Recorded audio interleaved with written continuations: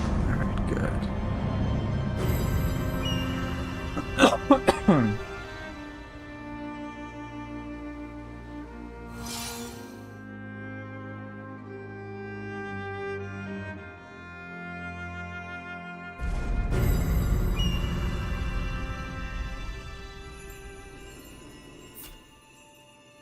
Hey, what's up, Hato? How you doing?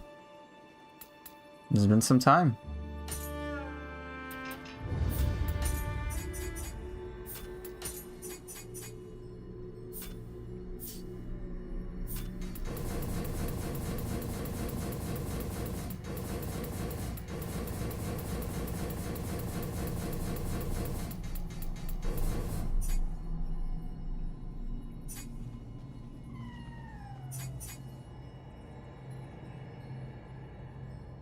You had a vacation, didn't really spend much time on your PC lately.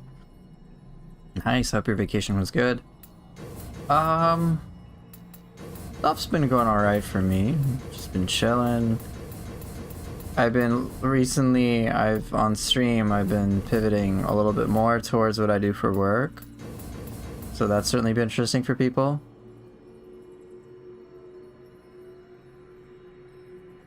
Hey Pooper, I first tried Okita. Nice! I'm pretty proud of that after seeing other people struggle with him. Yeah, congrats!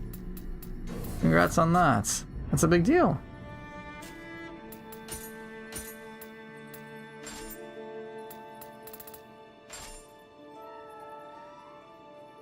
So Hata, you and your fiance walked 200 kilometers from Portugal to Spain. Wow. That's very far. But hey Wizard. Hey Autumn Red, good to see you.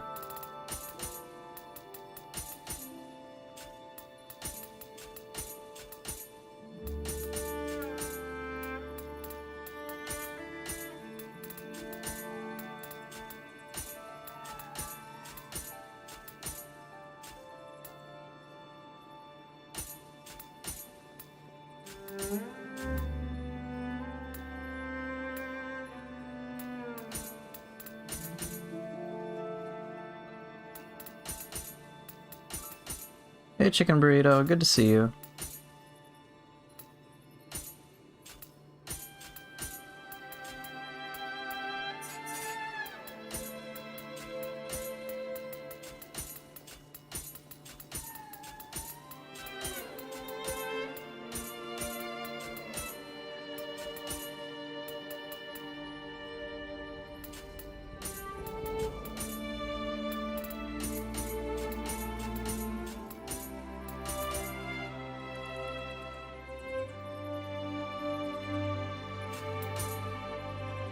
You're having some weird bug in the game. The mini crucible in Lake Sonata is closed and I cannot access it at all. Let me check and see. Maybe I'm having the same issue too.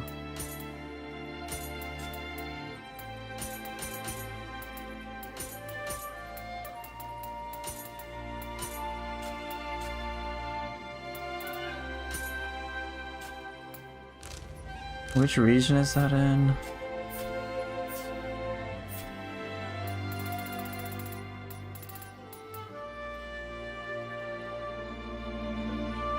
Talking about this crucible? Yeah, that's the only one.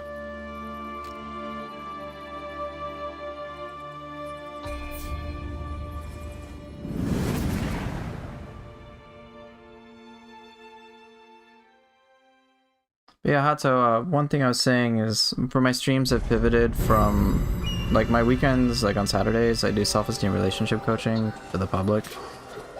So if that's something that's of interest to you, you want some help with self-esteem stuff or any relationship stuff, I'm giving it for free. Yesterday was pretty interesting. I helped a guy in a similar capacity as I do with clients. 2 hours. 2 hours for free help. I'm like, yeah, this is the type of stuff I get paid for. So that stuff was fairly complex.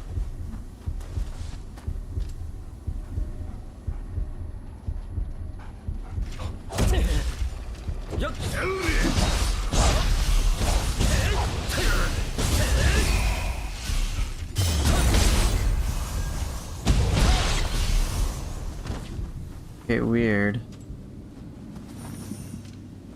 Hey, what's up, Rev? You had a similar issue somewhere else, but I reset once I visit a shrine, but that isn't working with it for you?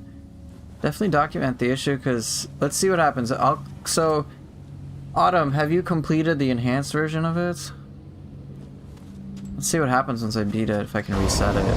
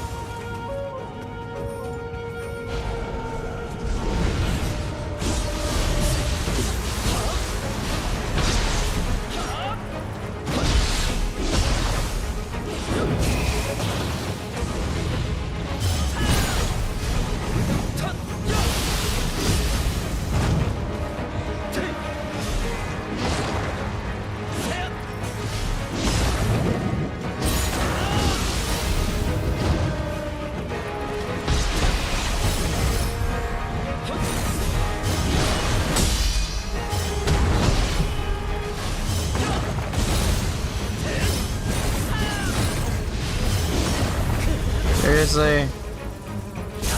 Dang, I take no damage because I'm so over leveled here.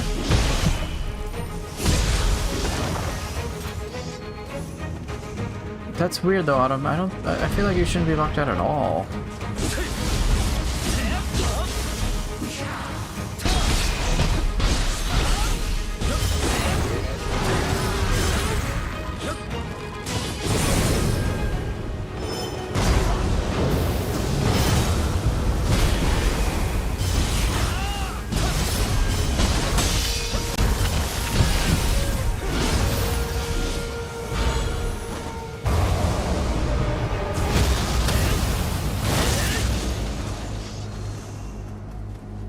How have you? I take it you've completed this. Well, you got access to it. I mean, I can reset it.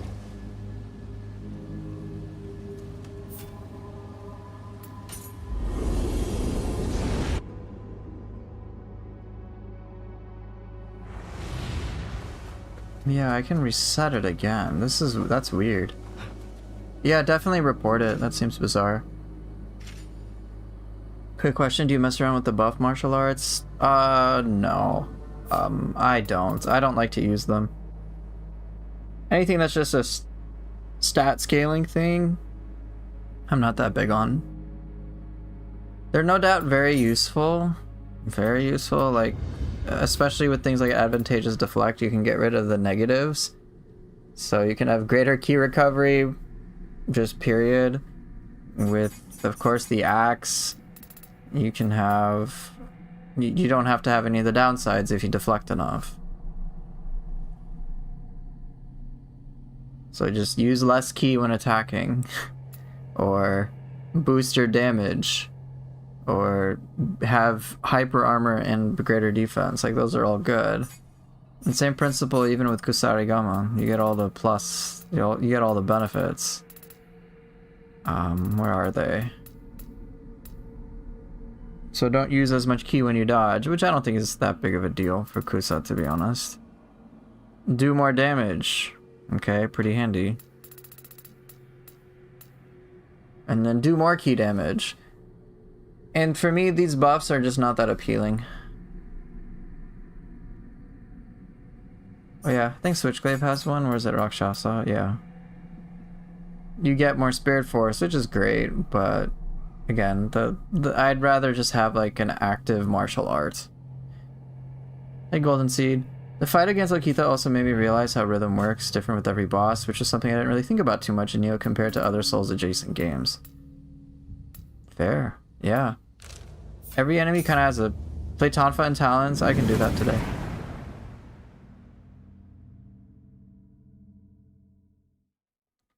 Yeah, every boss of course has a pattern, and if you can understand with how to establish a flow against enemies, you'll have a much better time. But being able to figure out that flow can be a big challenge. And that's part of what I'm working on today, actually. Because there's a lot of moving parts when it comes to understanding that flow. So for example, with Samurai style, there is a big component to weaving and deflex, in my opinion anyway. Being able to manage your ki can be a big challenge. So there's a lot of moving parts, and if we don't have a good understanding of those moving parts, you're just gonna get destroyed. You'll run out of ki and then become useless.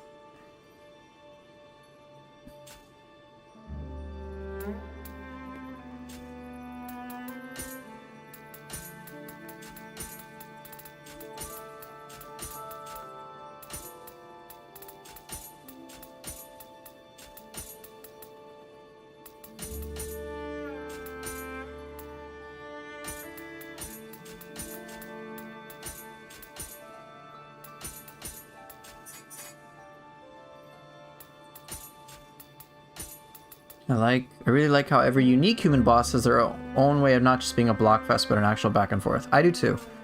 I like the unique bosses, the human bosses in Nioh 3. So Takeda Shingen, fantastic. Yeah, like those bosses, they're a lot of fun.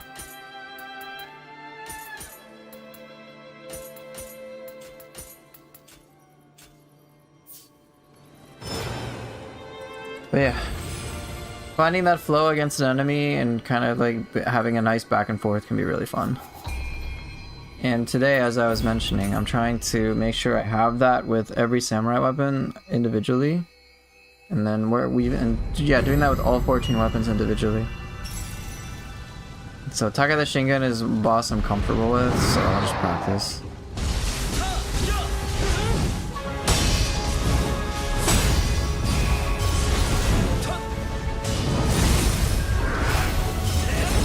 Shit.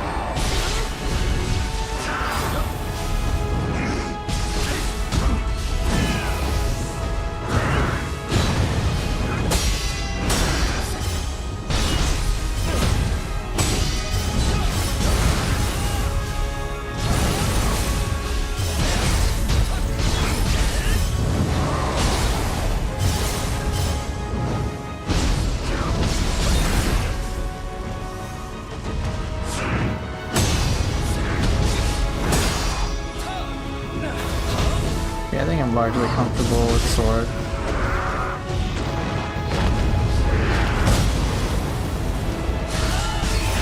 Yeah, probably dead. Okay. I'm not that worried about sword. Okay. Let's try Odachi. Any news from Team Ninja about the future of the game? Nothing. I think the hope, Chicken Burrito is saying, is hopefully we get a DLC trailer. I think the state of play is on June 5th, so in like a little over, or a little under 2 weeks. Alright, sword I don't gotta worry about.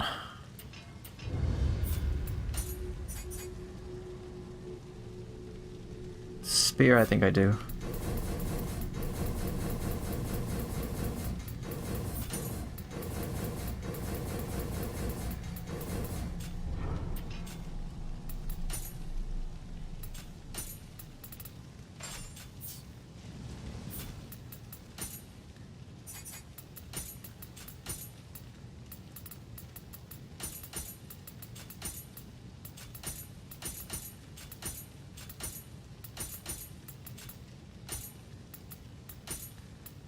I know, we all want the new content.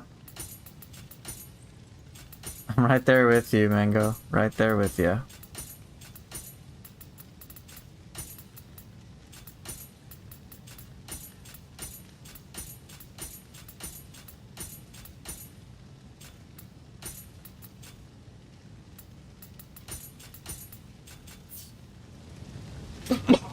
Alright, let's go. Let's see if I can have a decent enough rhythm with Spear.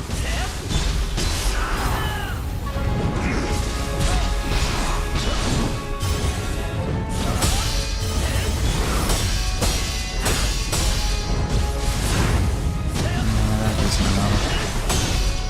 Risky.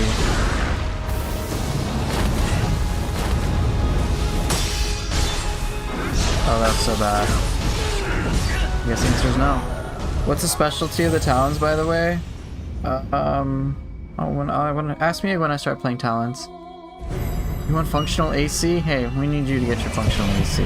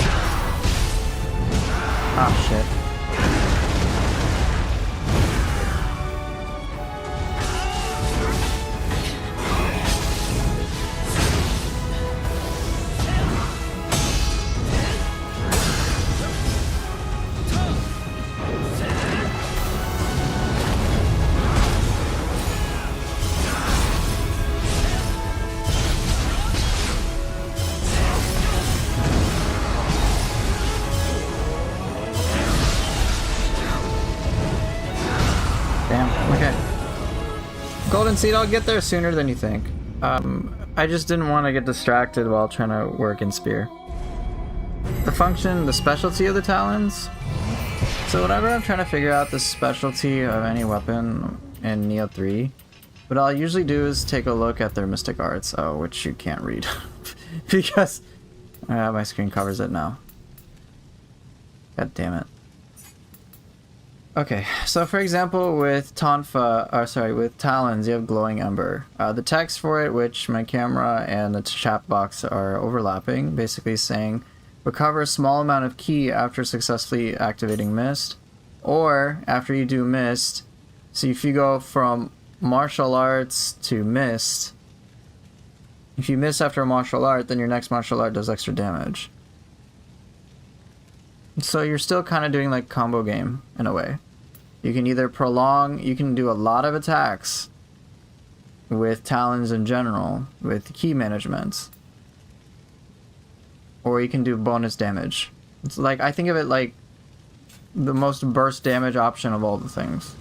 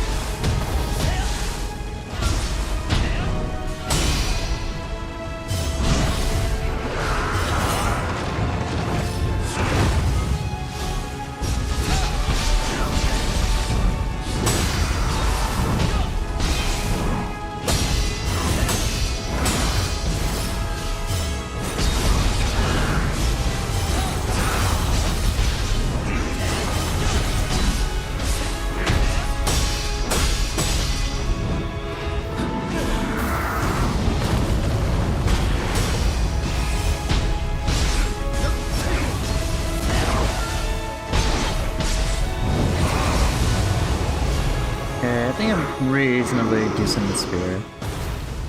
Hollow Form, you get ki back if an enemy comes into contact with your Mist. It's really handy.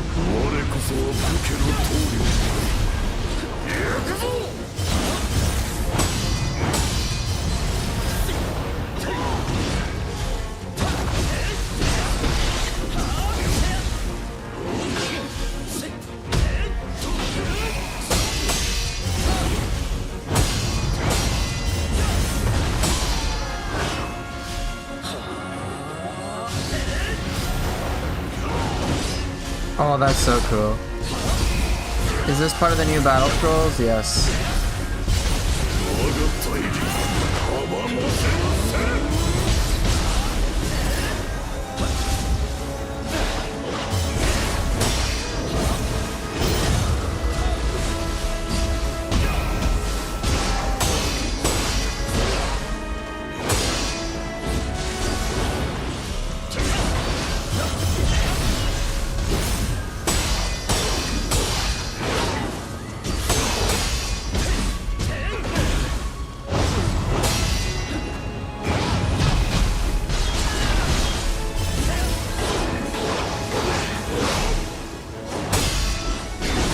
Okay, alright.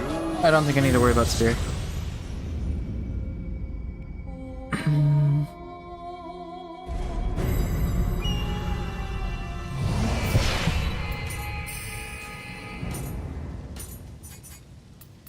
Here you go, Golden Seed, Hollow Form.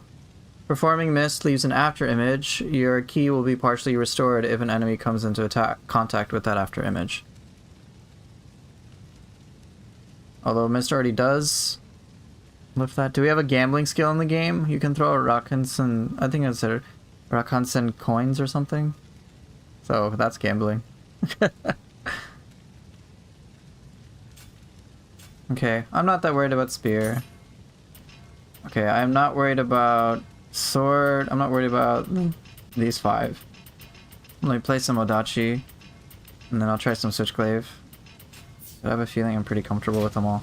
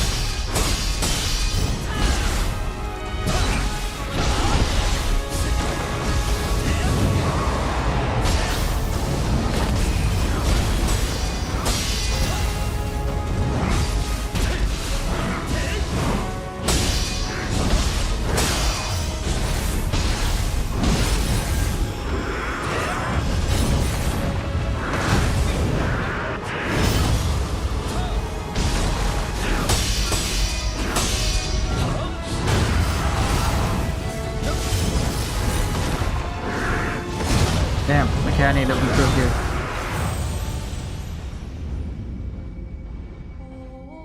Here, I'll put on screen what Chicken Burrito is talking about. There's no like gambling thing per se, but there are skills which can feel like a gamble. Your samurai style, where is it? I know there's one.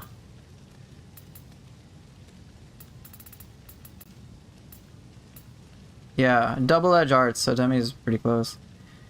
You do... Oh, long-term FX, thank you for gifting the 5 subscriptions. I very much appreciate it. Thank you. It's good to see you, of course. Yeah, I'm having a pretty chill Sunday.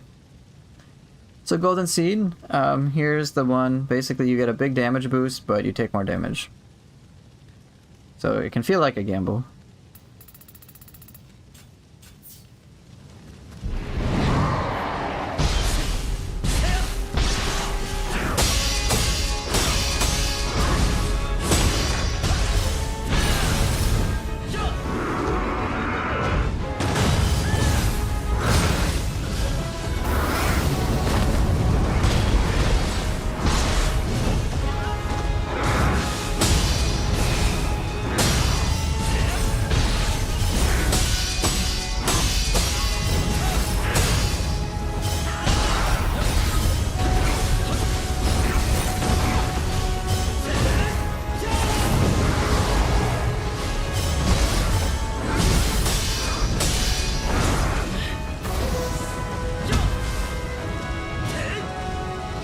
This is really awkward.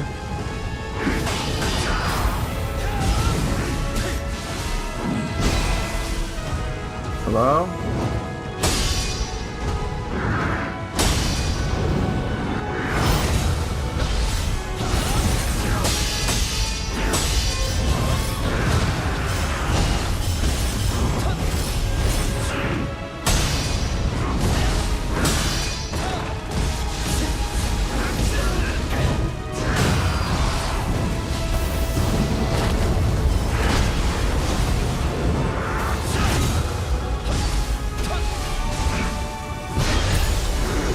Is it better to have stats all rounded up like that? Not necessarily.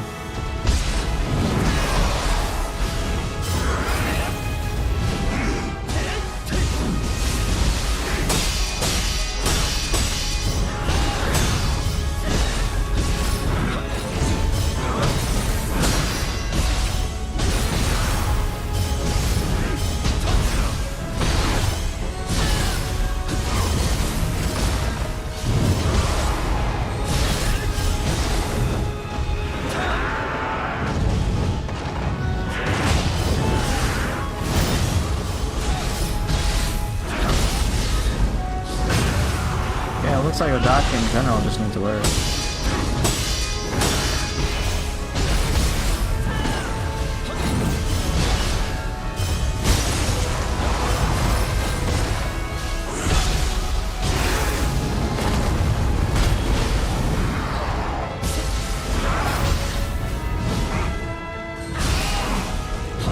Come on, attack me. Don't I know you want to. Eat it.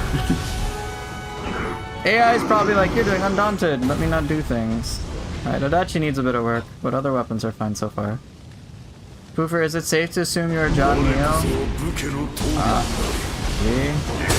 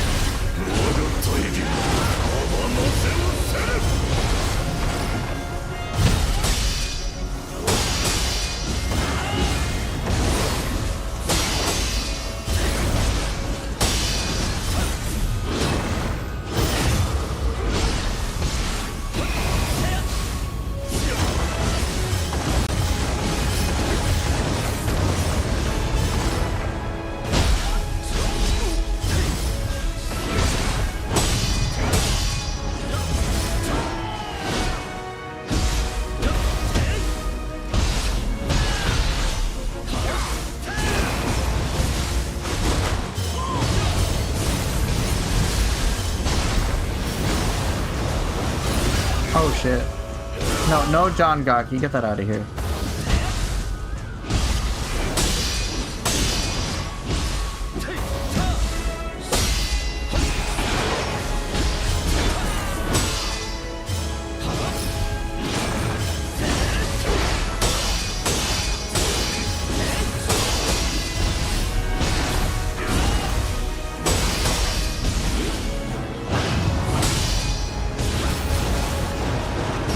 Oops, I jumped right into him.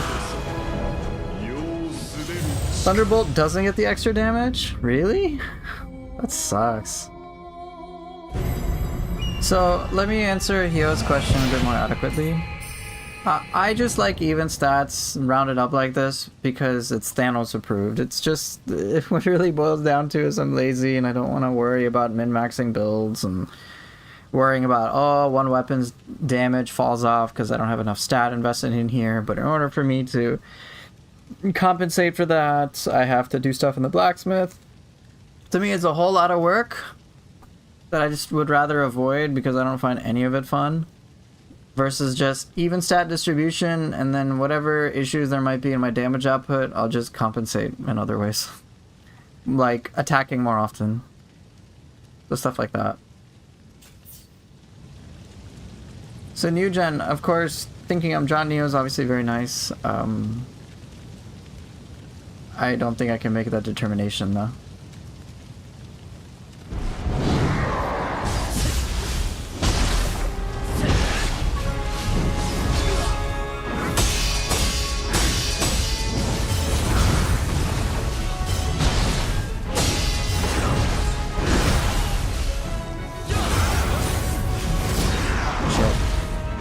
Foul does a lot of damage. Groundquake ain't that great. But Groundquake can flatten enemies.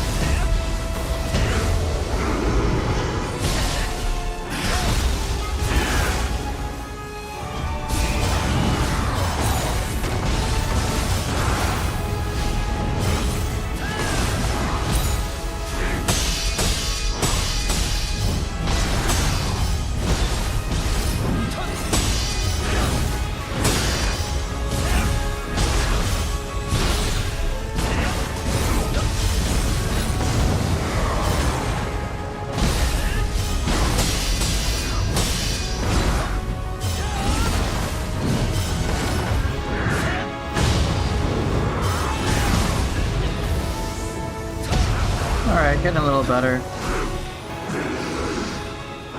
I use Soaring Foul on bigger targets against smaller targets. Ground, like humans, I'll just use Groundquake and punish them.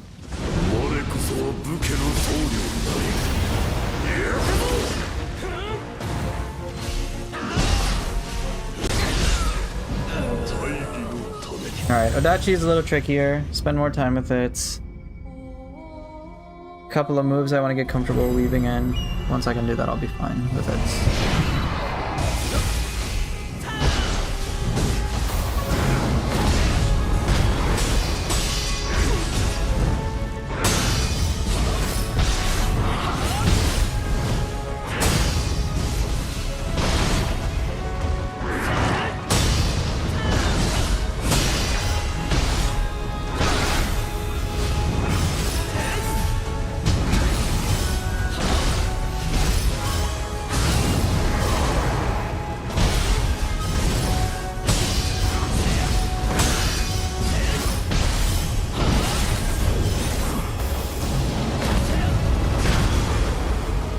Dare you?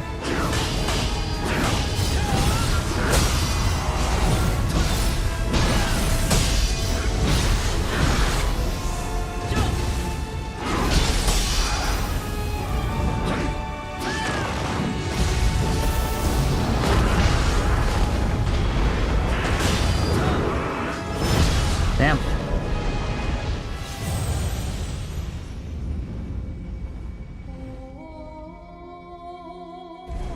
Right, Rev. Each of those different things have different uses. So, Severing Blade I like to think of as one of the few gap closers that Odachi has, aside from Devastating Rush. Like, for me, Odachi's mobility is on the lower side, so having Severing Blade helps.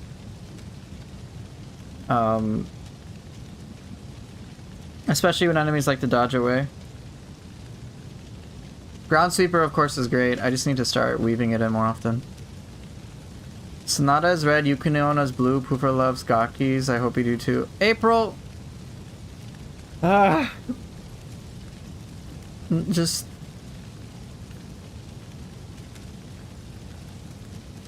Anyway, moving on.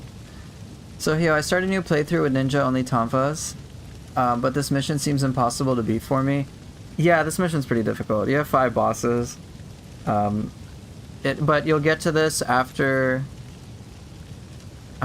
you beat the game the first time. I think after you beat the game.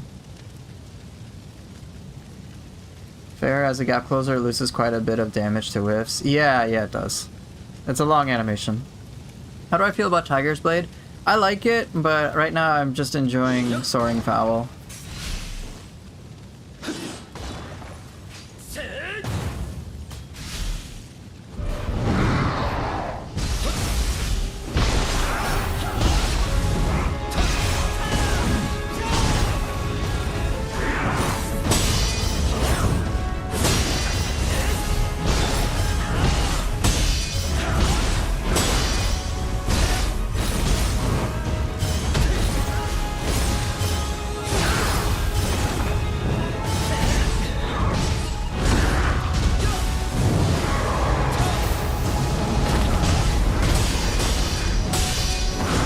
Damn.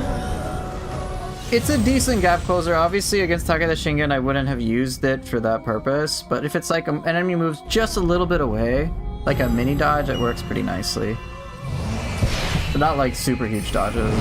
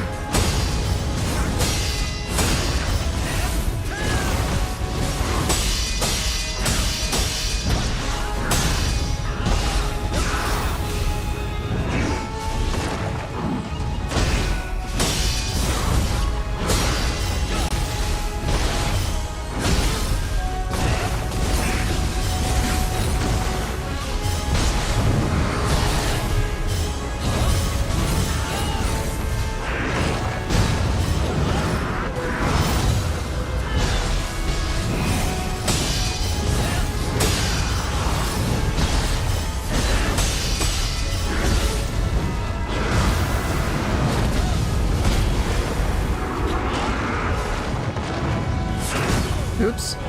Yeah, Odachi's my weakest one. After you beat the game, yeah, it's like doing Takeda's 4 Generals a level 50 or something. When it unlocks took me like 2 hours to beat. This one's crazier than that one. This is 5 main bosses. Yeah, it's like that. It's tough.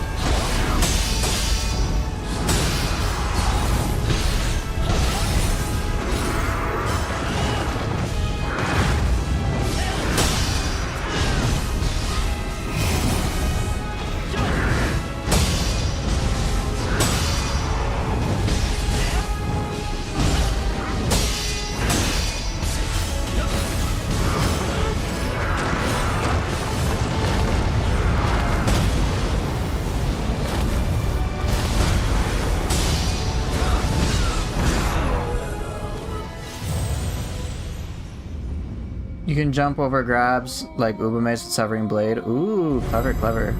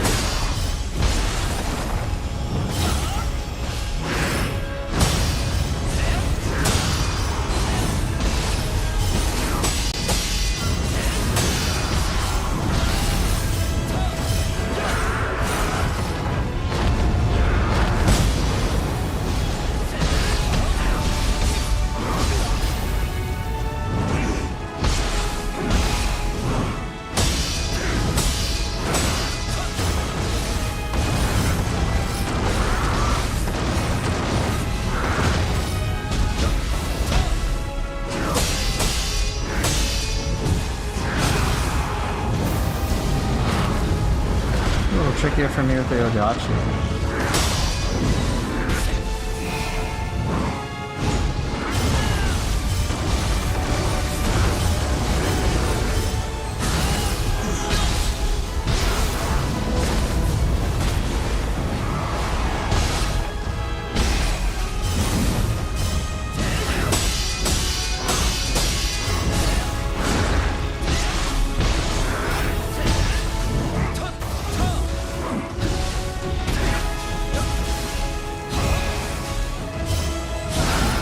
Yeah, I need a lot more work with the Odachi.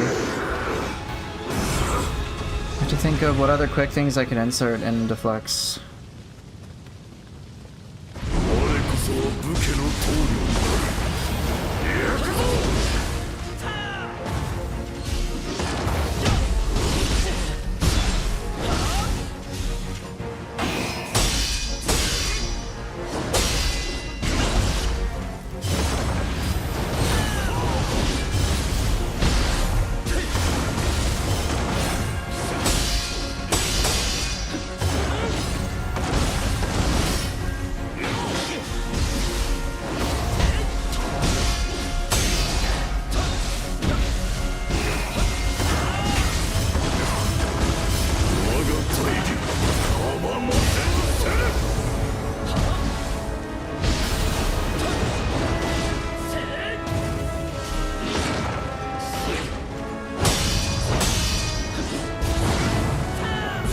Cool. Okay, that works.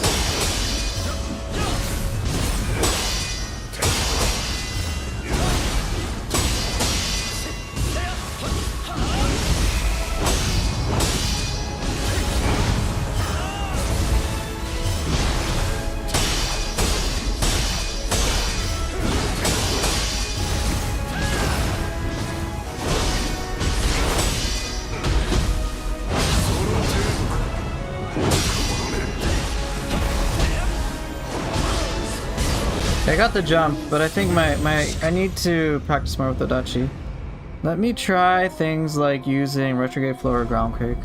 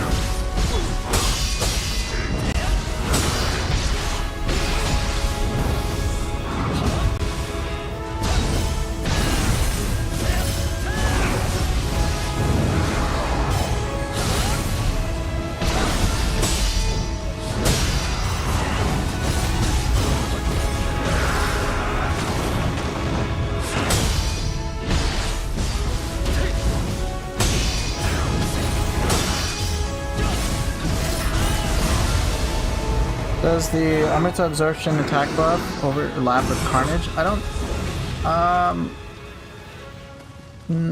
it's not a perfect overlap.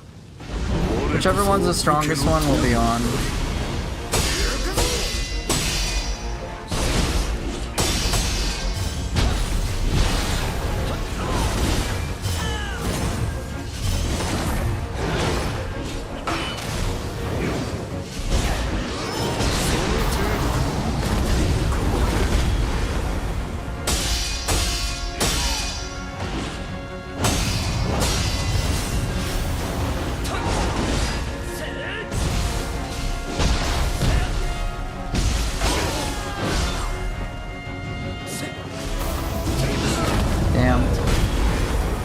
Okay, so I think of all the weapons, Odachi and Samurai Style is my weakest one in terms of deflect and counterplay.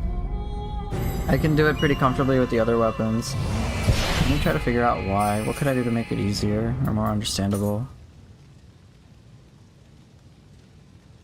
How do you get so much life recovery and Amrita Absorption? Great question.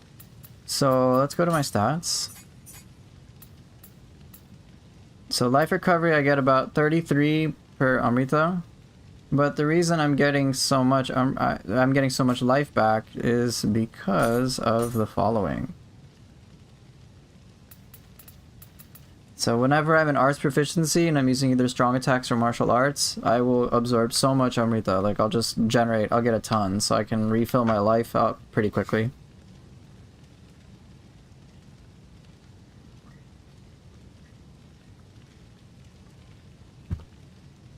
Not to mention, what I also have, should be here somewhere. Oh, it says drops gain Amrita Arts Proficiency Attack, gain Amrita Strong Attack, so I get a lot. Maybe the right Waking Wind Sunset Breeze setup would make it feel a bit more natural. I think so too. I'll have to experiment.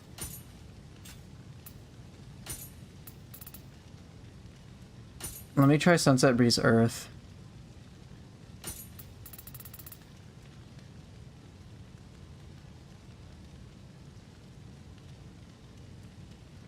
If you have good toughness, knowing when to mid-stance Frostmoon deflect will help Odachi counterplay. You know, now that you mention that, I was actually considering swapping out some stuff here. I forget what. But I was considering, like, hey, wouldn't it be kind of cool to have the Key Pulse Man buff again? I presume, I'm going to test this out, but I presume it would apply.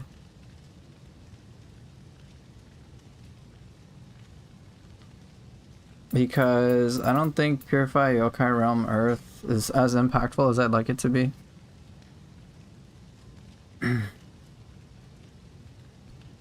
So I could trade that and then do the mid-stand stuff. Thanks for the idea, Peeping.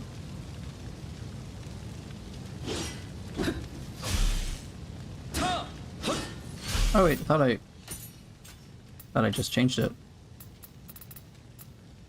Oh, that was for a high stance. Right, I'm gonna test it out, Peeping, because I think that could be a big deal.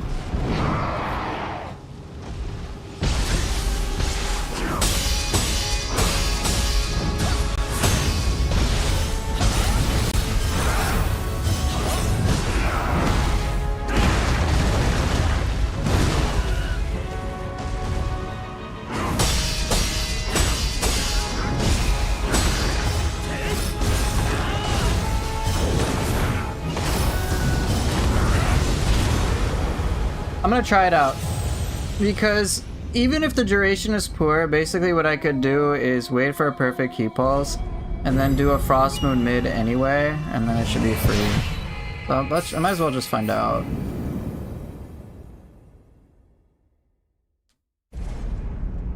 That's my assumption too, Demi, is that Key Pulse Man with Frost Moon mid would just use it right away. So let's find out.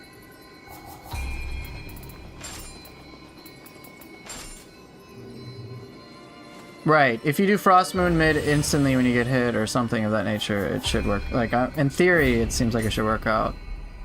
I don't use mid-stance Frost Moon enough because I don't want the key loss, but if the key loss is neglected, then whatever.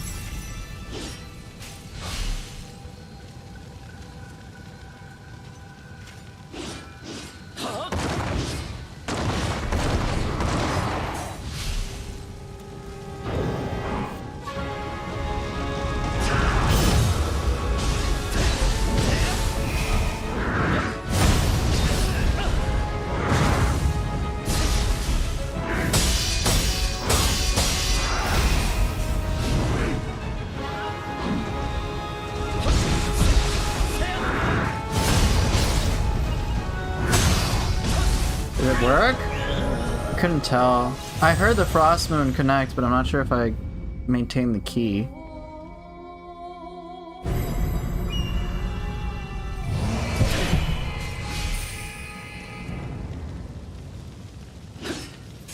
One Mississippi, two. It's about 2 seconds.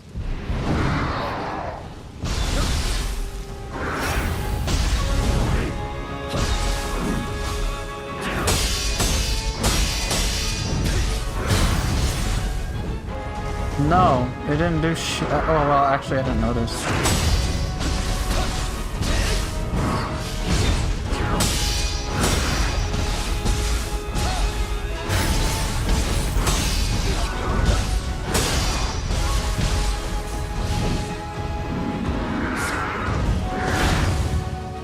I think it was a free trade.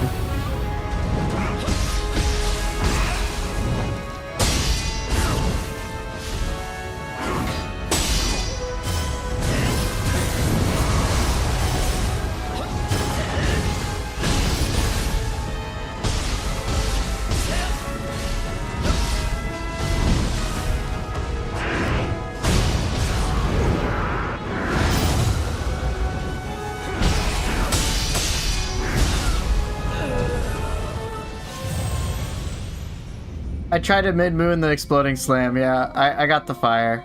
Because it's a 2-hit part, it's the slam and the an explosion, just as he said.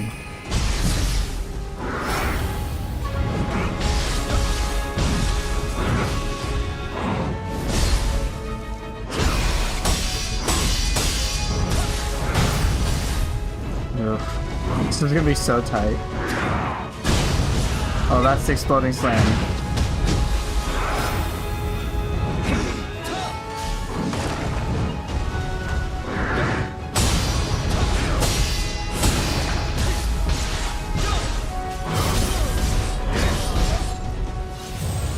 That's harder than it looks. But it seems like Key Pulse Man with Frost Moon mid does qualify. I think it does qualify for one free hit, one free mid stance block. I'm pretty sure it does.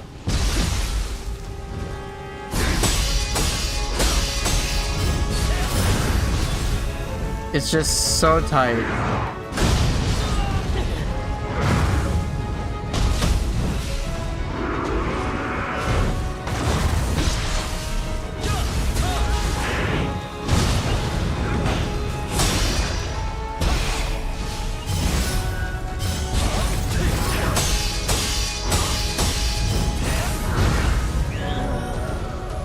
But the question is, can I flex into it? Because it's kind of difficult.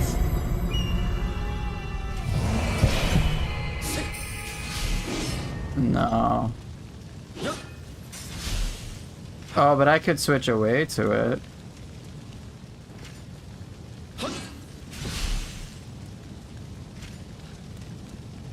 But, ugh.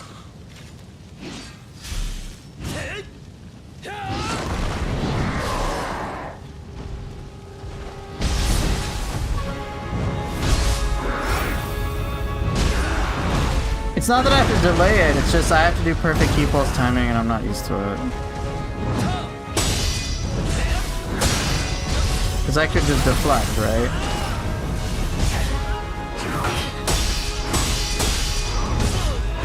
So it's like, oh, I need to delay my action to perfect key pulse and Frost Moon. Like it's 2 parts.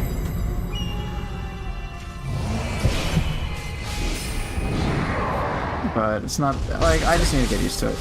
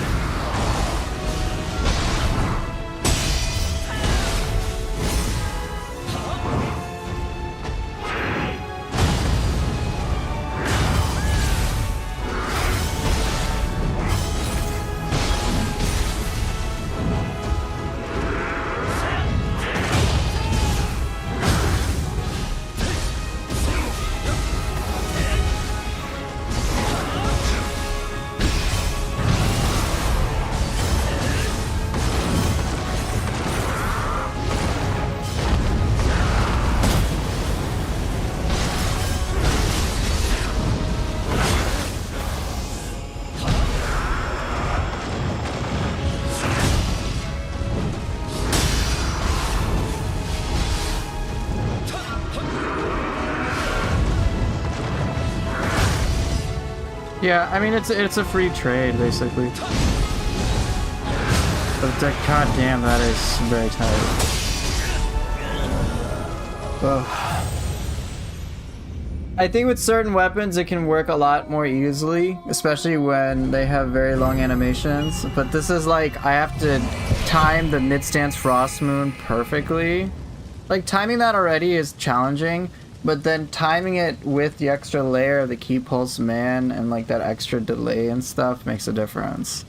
I can't do it as much on reaction. But weapon, don't worry Golden, I'll get to it. But like spear, that's a long animation, so let's try it with spear.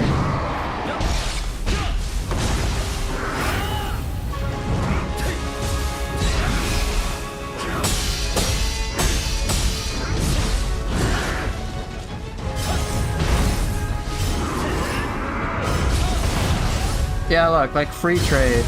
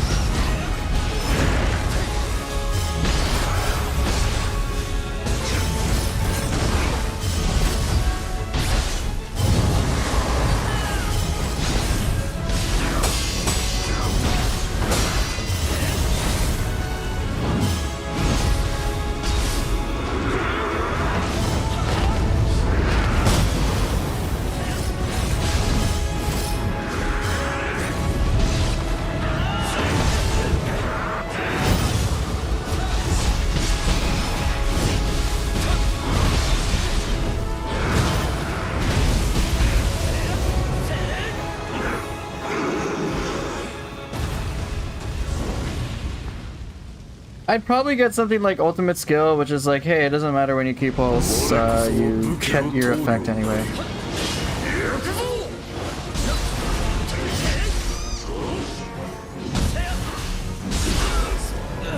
Anyway, so yeah, I think the weapons now with a wider range, a wider duration for their Frost Moons for mid stance are incredibly valuable for that purpose. What about blocking an attack and using Recoup to transition to Key Pulse Man Deflect? I'm sure that would work in theory too. Alright, but that's a whole other thing to understand. Because this is pretty tight animation. That's much longer. So oddly enough, I think the Key Pulse Man with the Frost Moon mid deflect works better for Spear than it, like, it worked a lot more easily with Spear than it did with Odachi. But the principle is the same. Alright, let's go.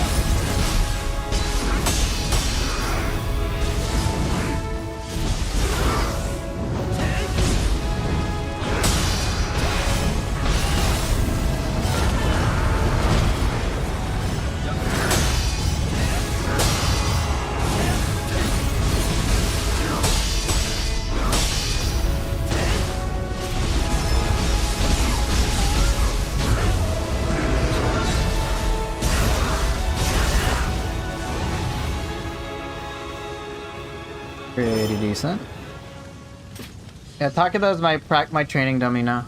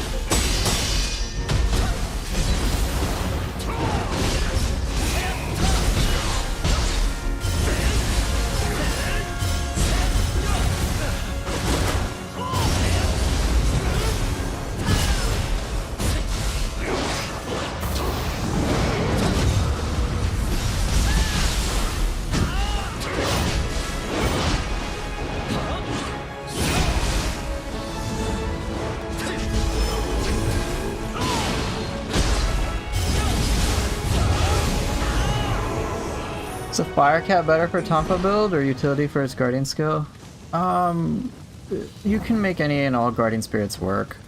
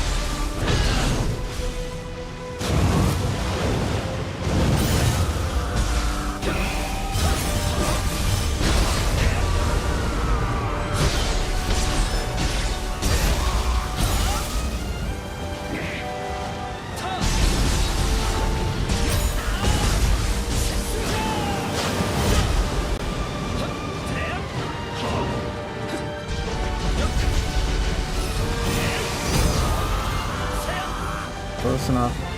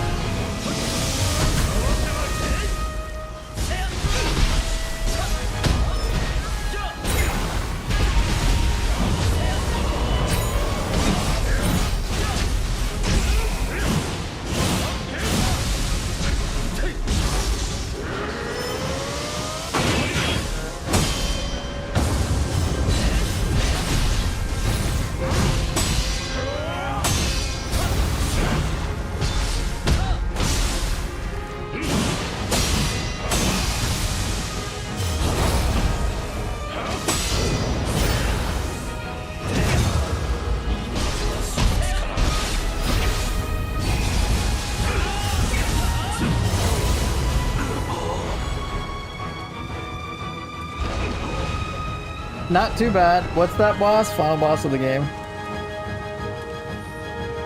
将軍の座は私のものだ。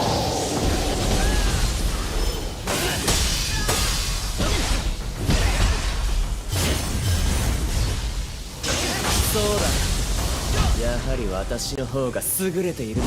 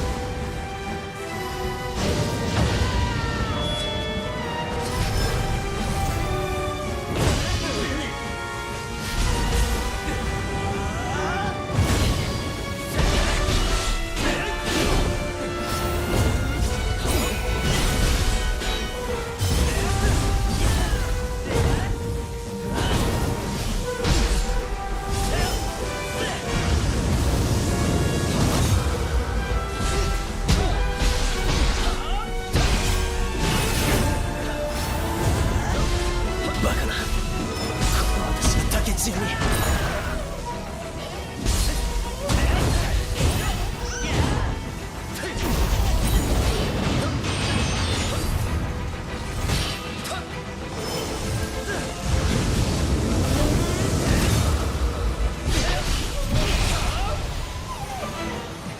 Close enough.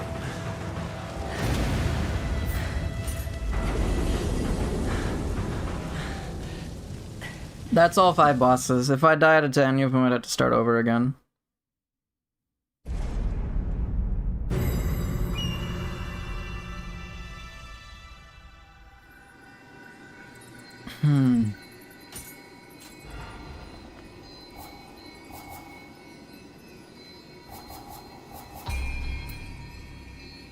So yeah, Hio, once you beat this mission, A Sinister End, you can unlock all these. They're all pretty difficult. Ultimate skill is going to be an instant grab when it comes out, just depends on how we get ultimates. Yeah, I am curious how they're going to do that.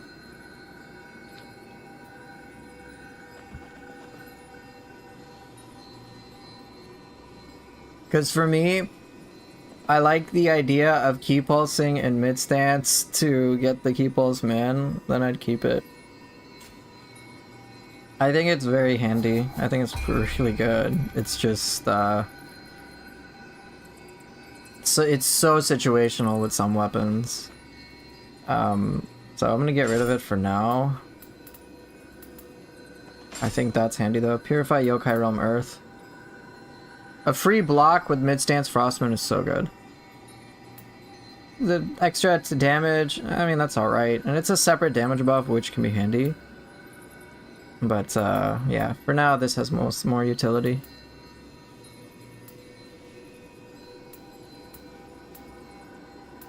Very polished form, use a little less key. What about Cuckoo's Call, since you can hold the guard portion? Oh my god, you're right! Oh my god, you're right!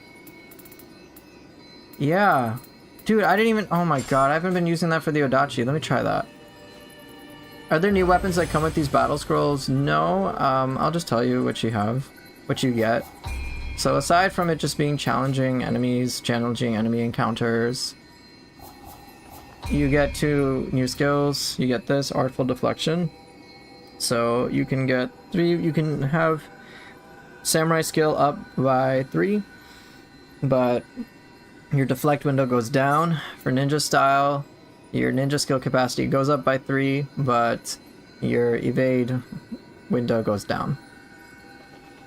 Beyond that, you just get a bunch of locks, and that's it.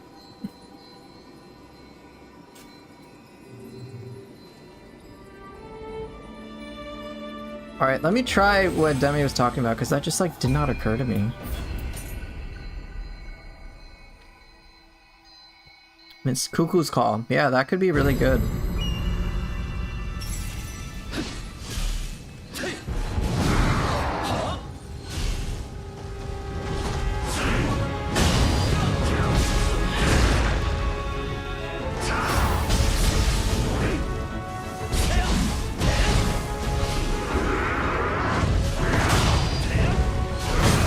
Yeah, that's much better.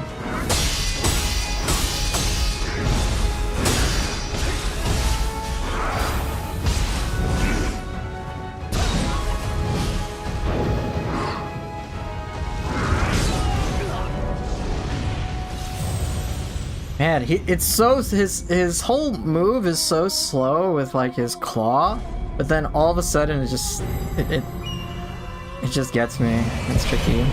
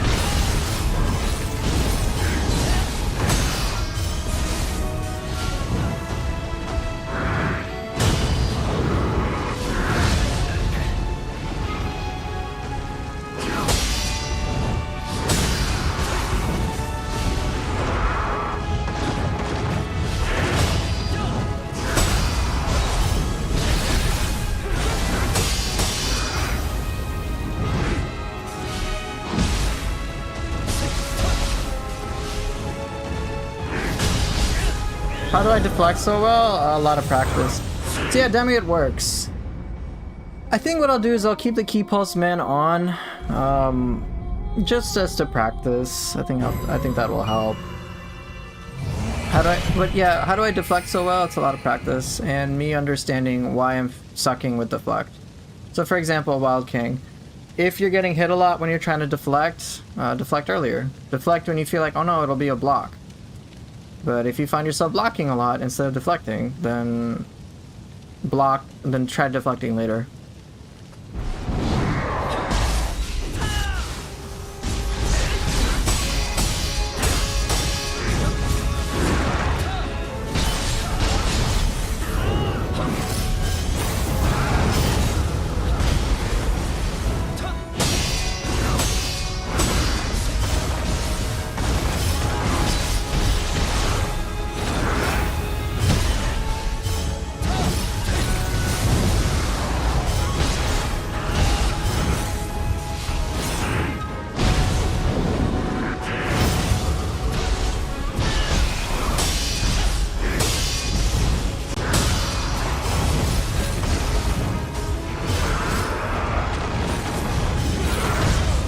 Right, and as Peeping is saying, you can also use skills that help the deflect window.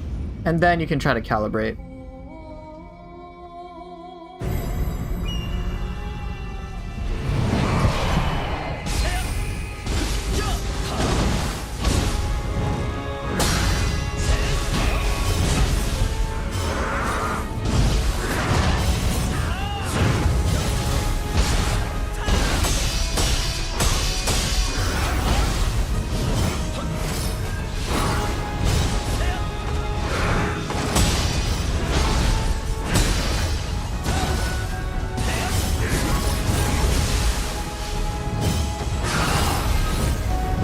Seriously? Yeah, Demi, I believe it doesn't stack.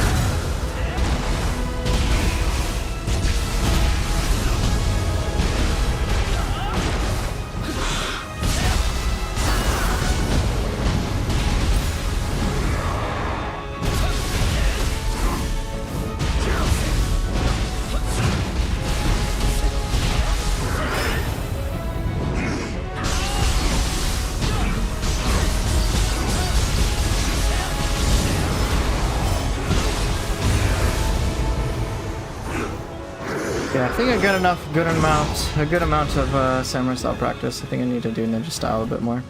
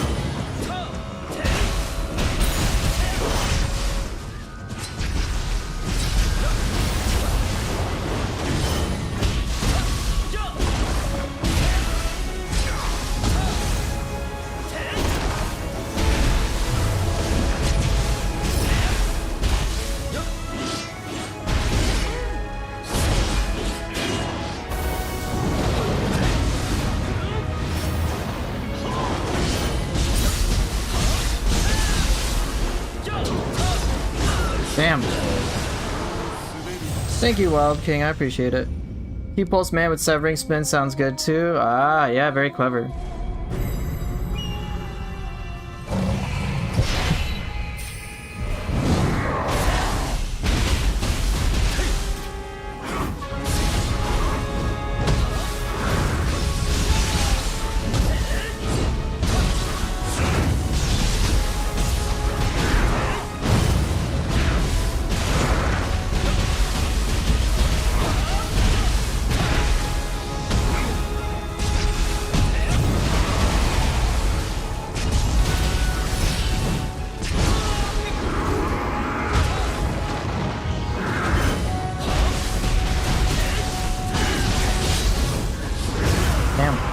Yeah, nearly 400.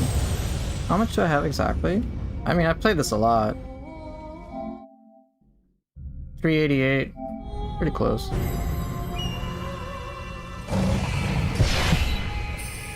Yeah, I know. I've been playing this game for pretty much several months straight.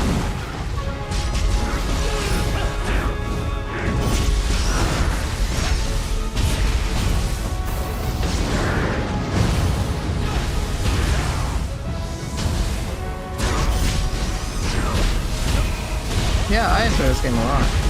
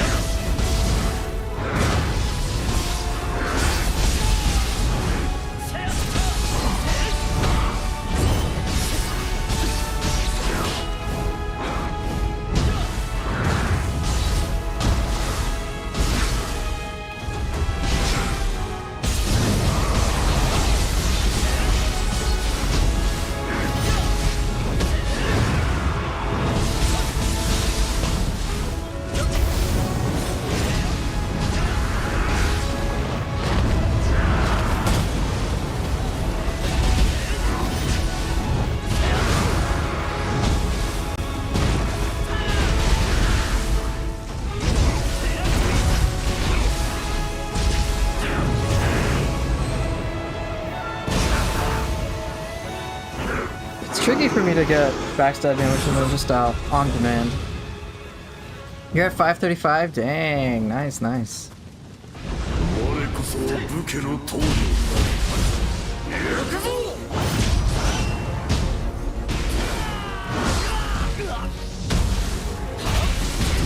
Damn.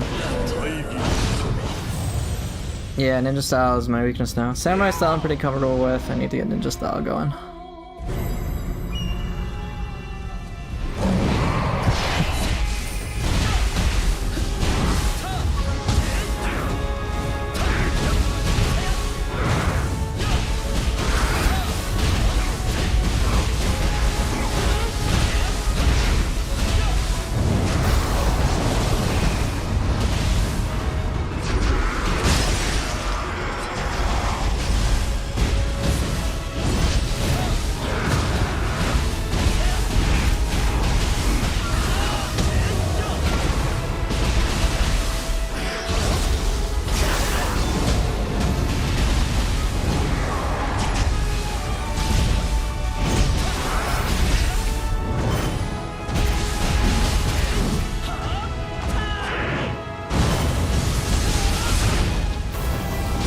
Yeah, it's the Kasha Arena.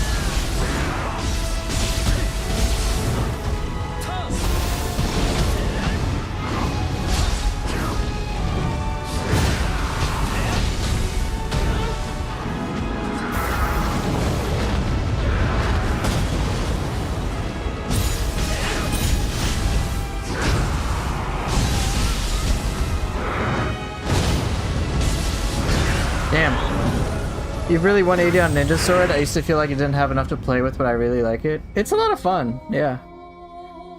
Ninja, like, one thing I like about Ninja style that is very different from, say, like, Samurai style is there's a whole, like, almost meta game, if you will, when it comes to getting behind your target. It just changes how I play the game entirely. I think Chicken Burrito put it best. With Samurai style, or with Ninja style, the enemy is the axis, like you're trying to always move around and whatnot. But with Samurai style, we're the axis. Enemies come to us, we don't really have to move as much. So, it's just a different way of playing Nioh, which I enjoy quite a bit. It's cool.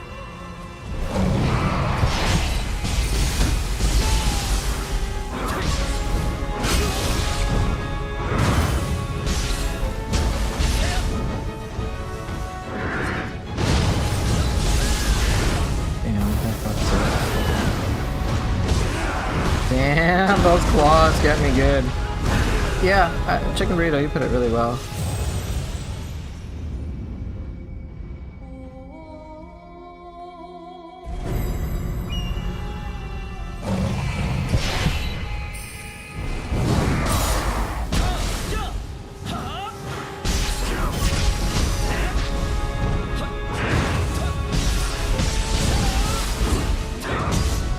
Have I seen the corrupted stones? You mean the stone of penance?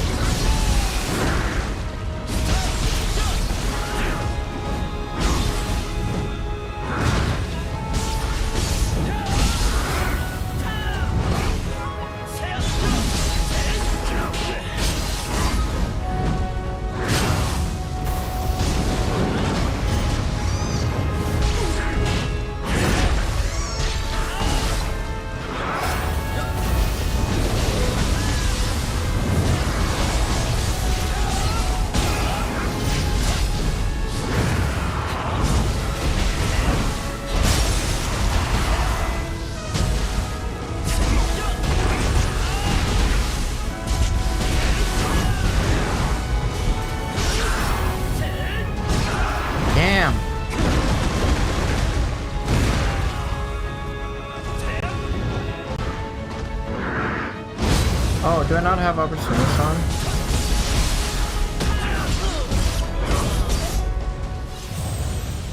You love claws and cestices? Yeah, they're fun, right?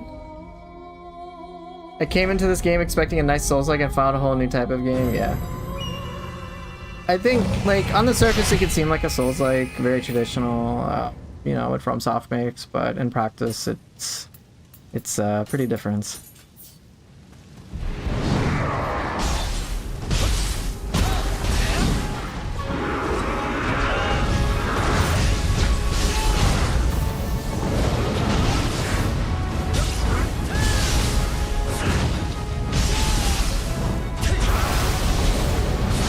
Damn it. Greed.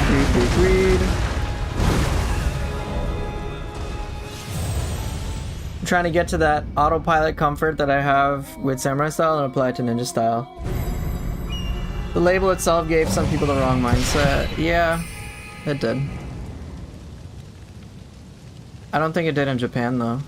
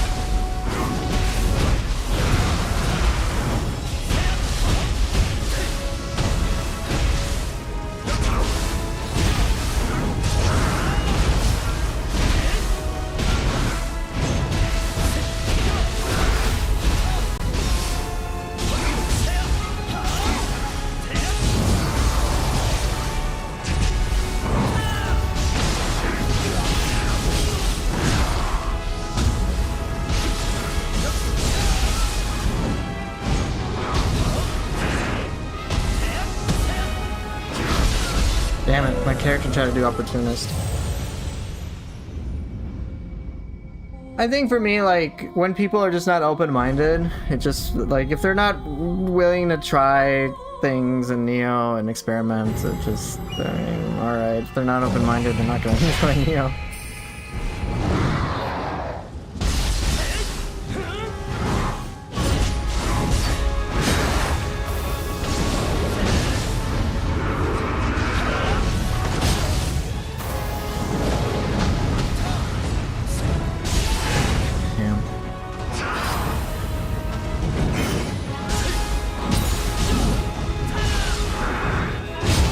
Damn it.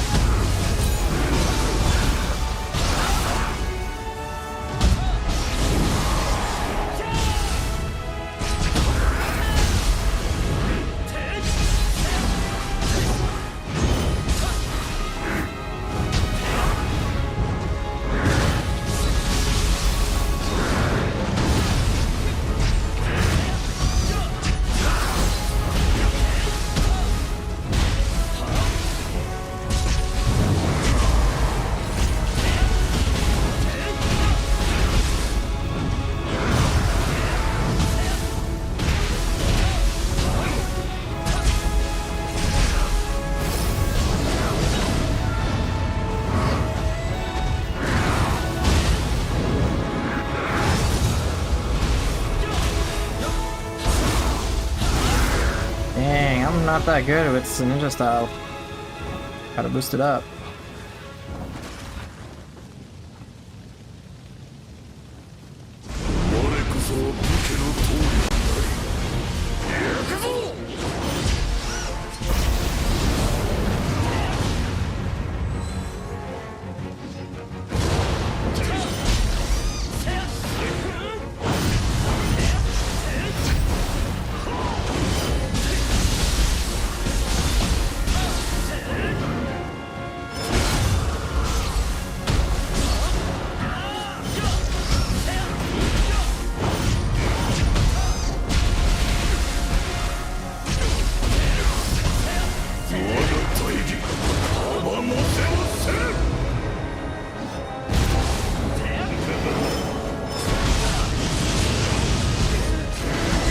Damn it!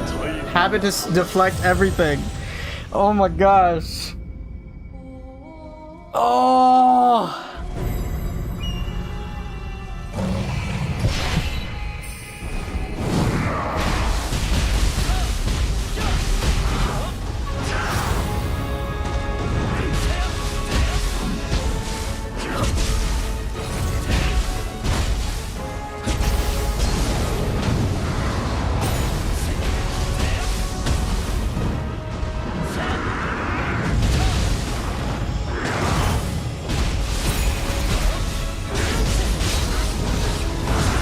Jeez.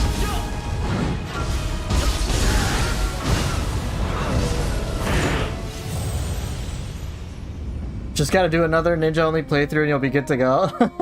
Perhaps.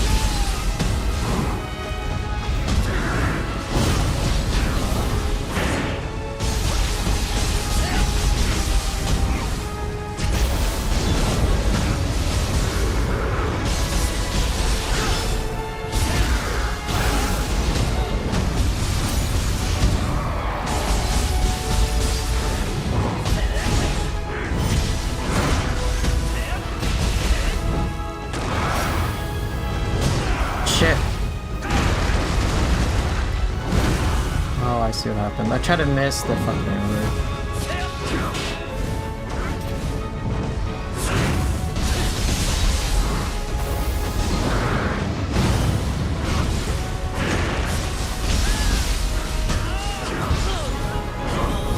Missed in midair. Okay. Input failure on my part. Ninja style is not for blocking, just missed. I know. Oh no.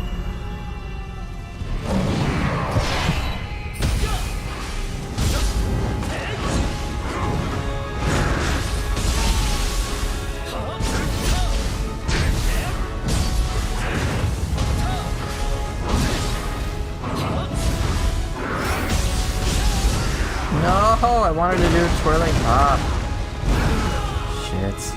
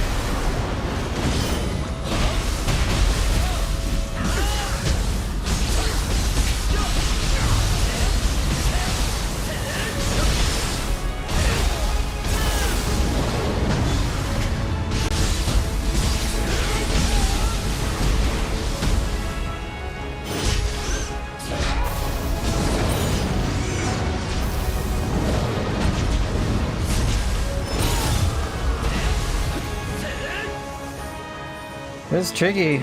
This is tricky. 虚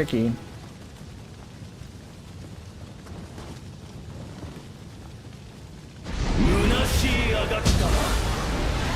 国松様の姿勢は変わらぬよ。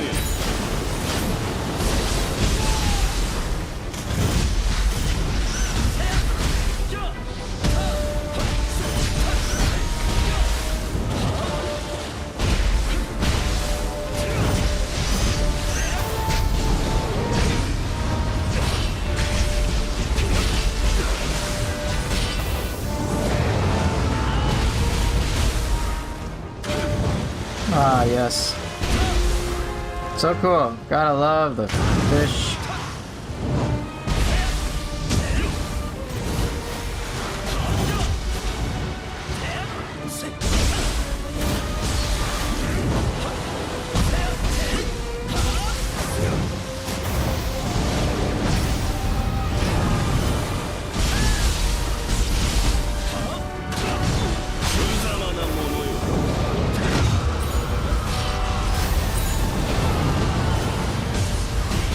Ah, yes, gotta love the fish glitch.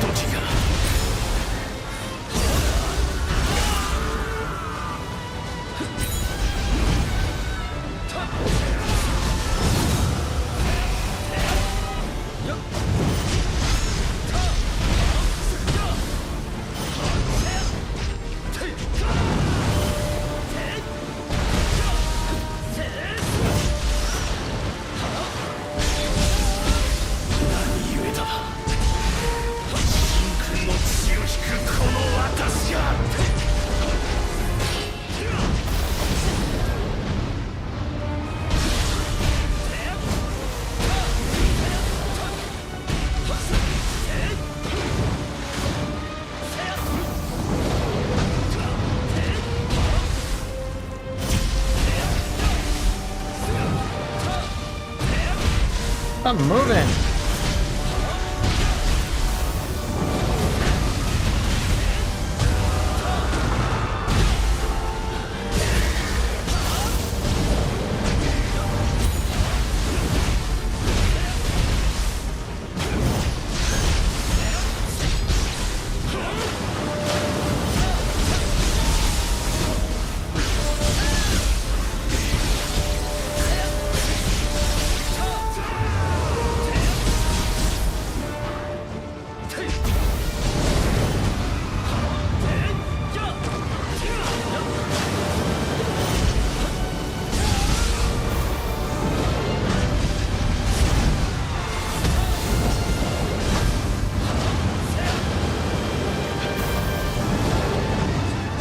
Dude, are you kidding me?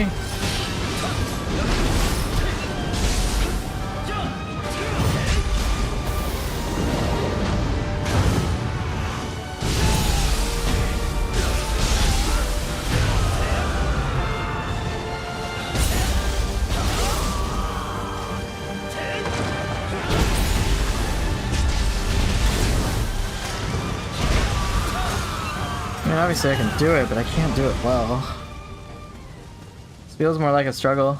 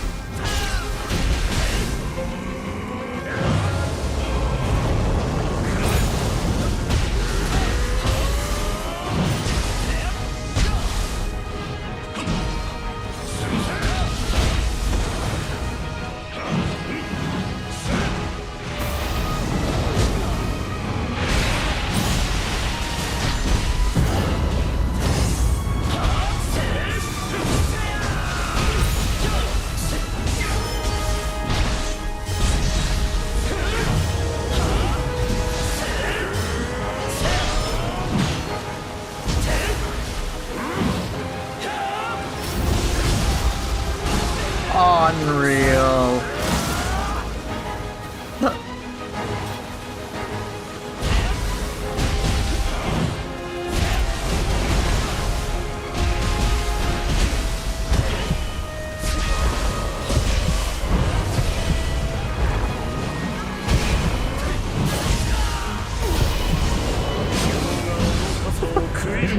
Fuck me. Oh. So it seems... Alright, well, I do better with samurai style than I do with ninja style. God damn it, man.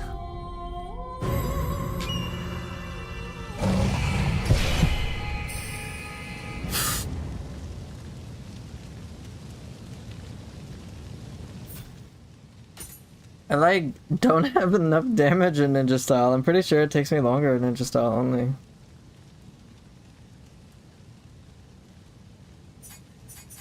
That's tricky. I have a lot of movement like lightning step and cicada shell, but it may not, lightning step may not be necessary. I might want to try something else.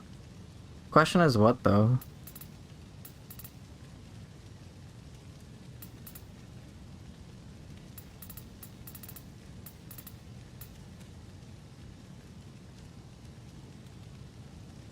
Shadow Stitch, just to keep the fish in place.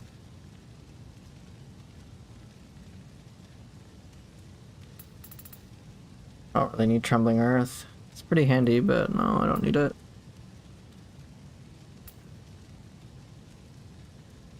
I really have to think about this, because Lightning Step is great, but I may not need it.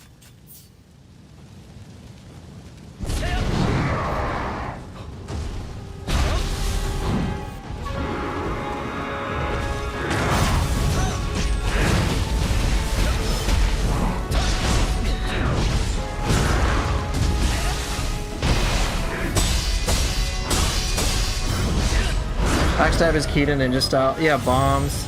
I've used feathers before in Nioh Enjoyer. They were handy. How come you never use confusion? I don't need it. I could use it, and I understand that's like very obvious for ninja style, but I don't really want to use it.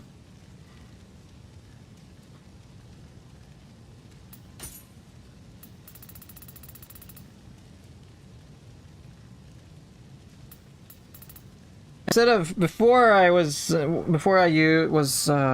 started using Pinwheel Shuriken, I was using Infernal Calamity. I like that one quite a bit. So yeah, that was pretty handy. I liked I could use it in the air as well.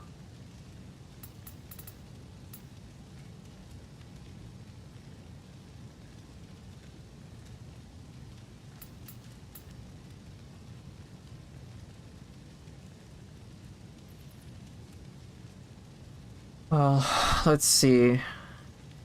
I am obviously very comfortable with samurai style. I like kunai if I don't want to break the floats rather fast. Yeah, that's a good point. Let me investigate kunai.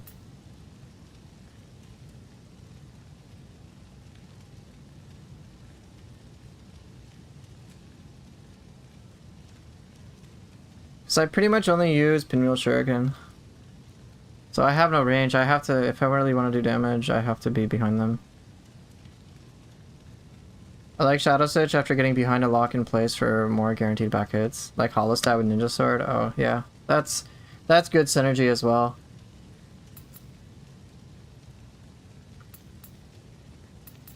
I mean, I can try Storm Kunai, why not? Since you're playing without damage numbers, it's kind of hard knowing when you're dealing high damage. Yeah, I usually rely on the HP bar to let me know. Alright, let's just try it out.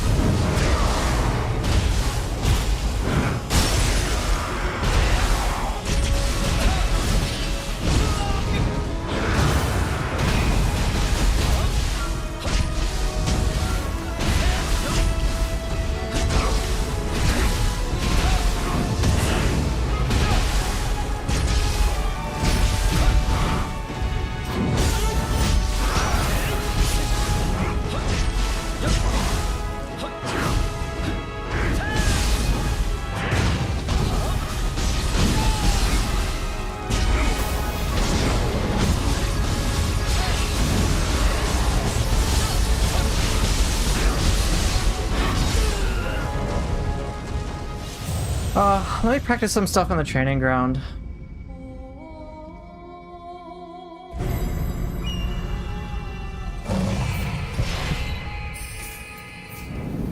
+3 Shadow Stitch is where it's at. It's not pretty though.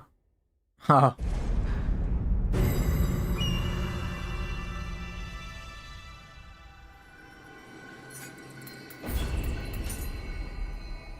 I think my understanding of samurai style is pretty good, but my ninja style stuff is still like lacking. I need to improve that.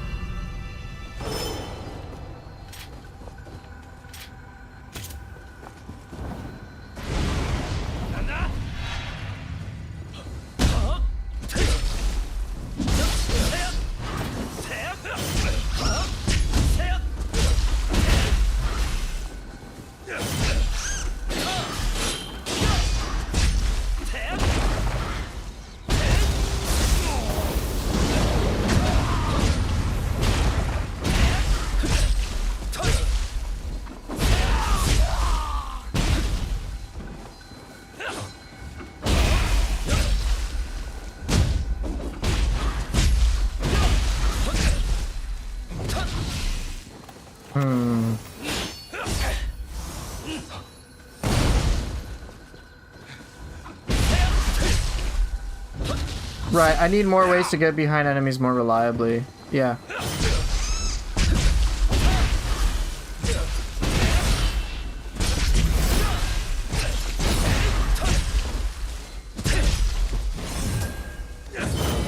Cicada Shell is obviously very good.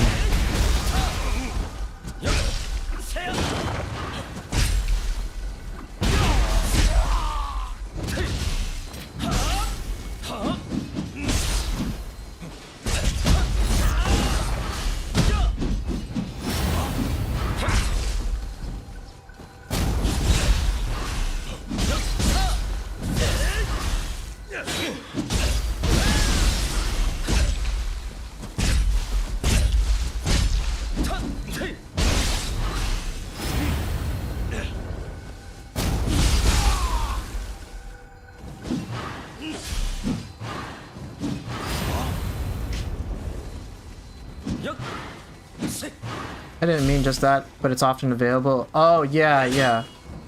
I need to get better with Cicada Shell, but that's one thing. Like, I use it, but not all that much. I just don't know what Ninjutsu I want to use. I could probably not have to worry about lightning step. I can just dodge a lot.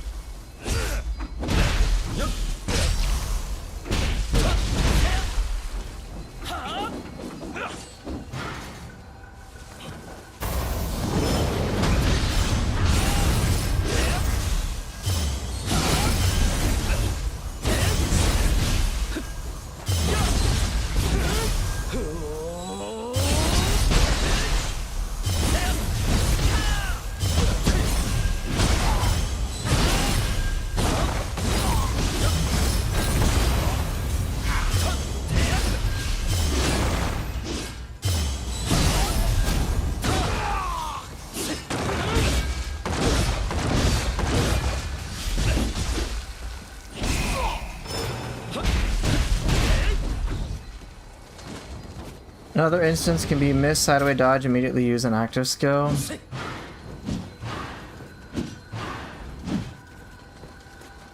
I have an easier time with some weapons over others, but it's just something I kind of need to figure out.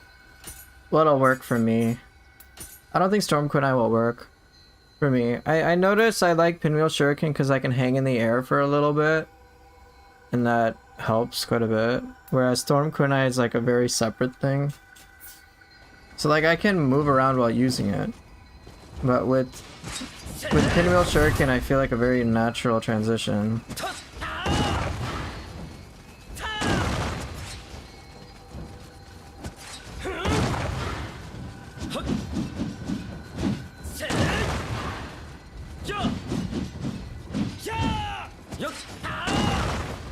I'll probably just have to learn. But I don't know. I find it easier with some of the slower ones.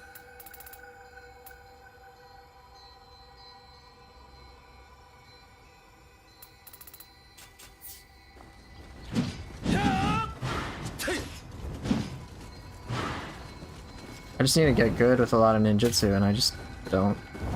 Chanfas alone doesn't give much or have much utility for getting behind. Yeah, yeah, it's Storm of Strike Shadows, but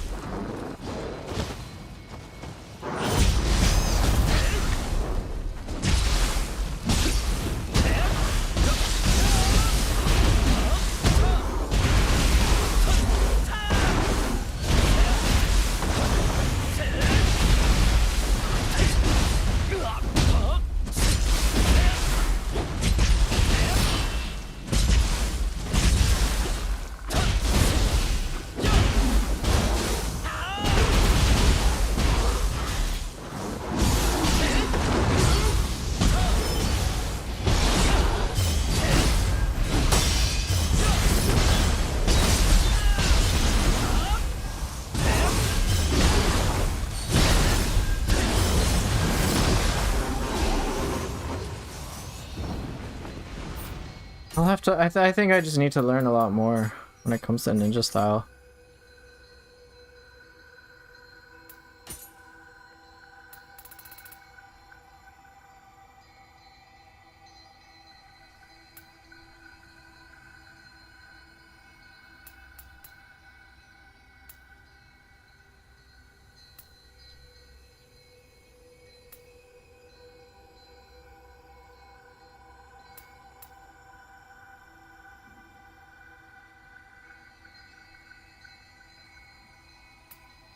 I mean, if I really want to, I can just go freaking YOLO with a bomb and not give a shit. Let's just see how that goes.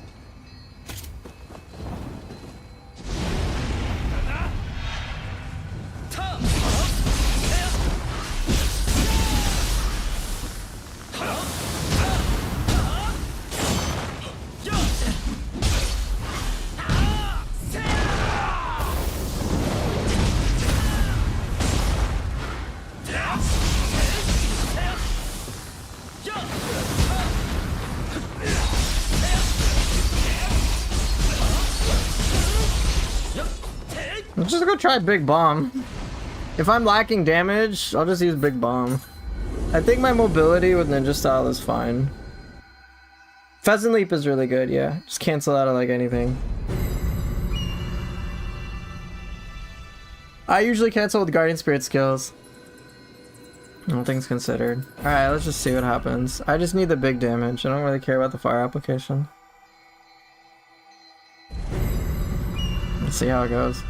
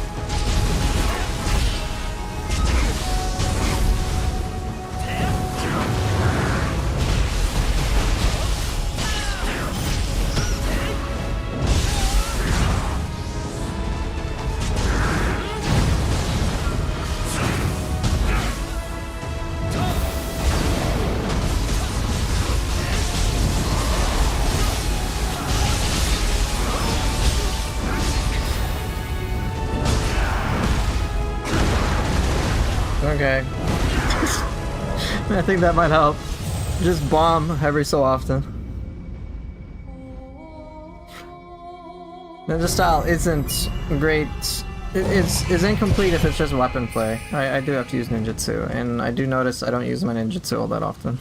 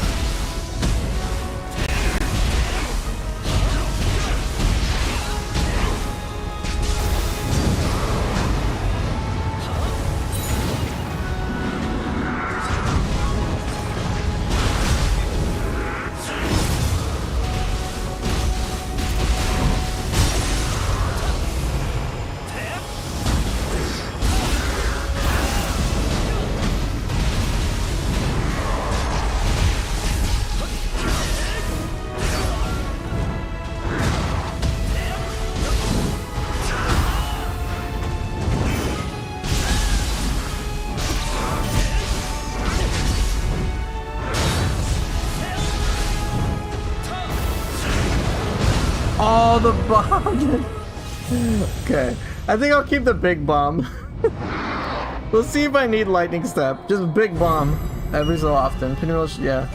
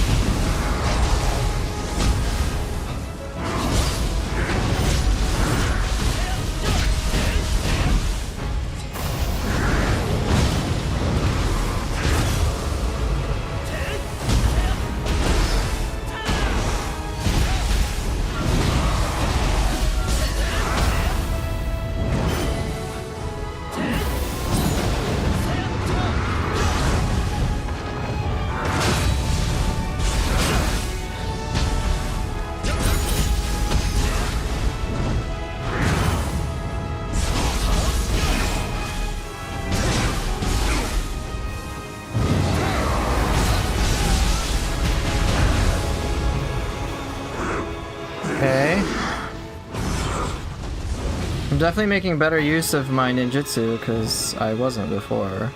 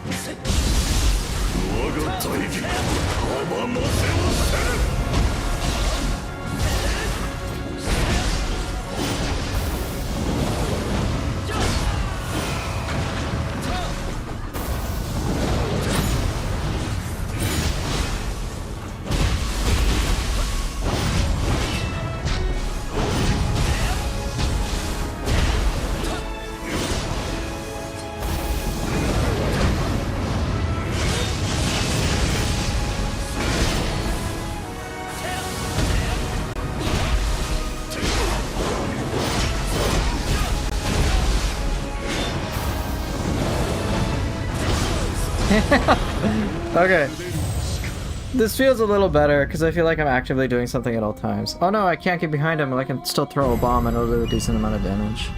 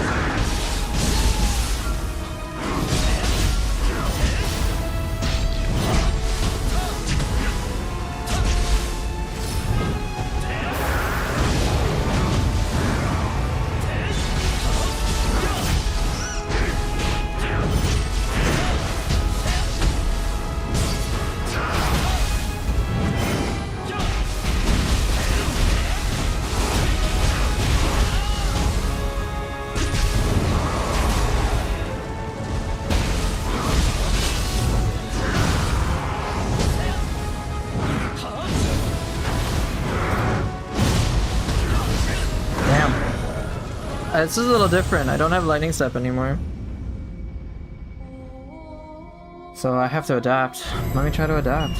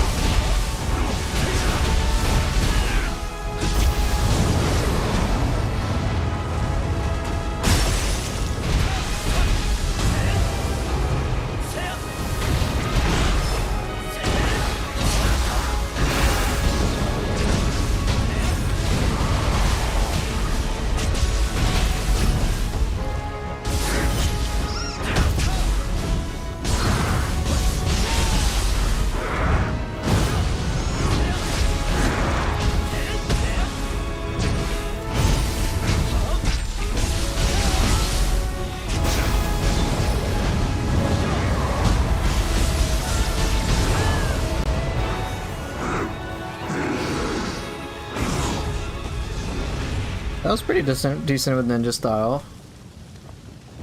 Alright, let's try out.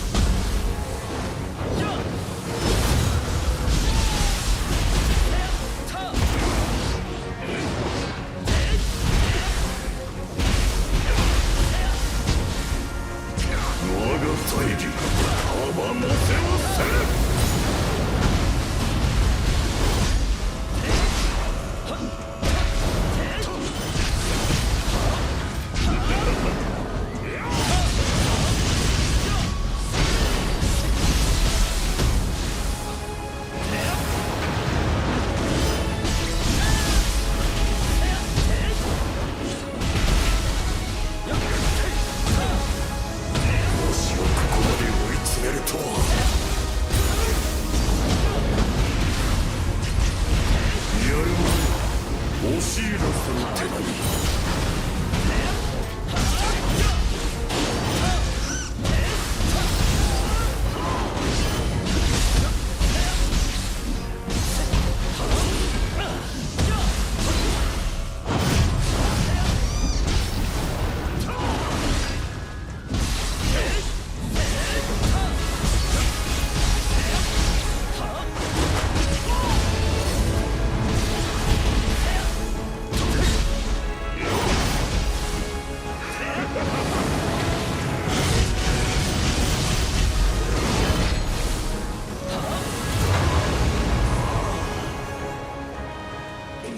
That was pretty funny. Yes, you do get backstab damage with the bombs. Any ninjutsu. 虚しいあがきだ国松様の姿勢は変わらぬ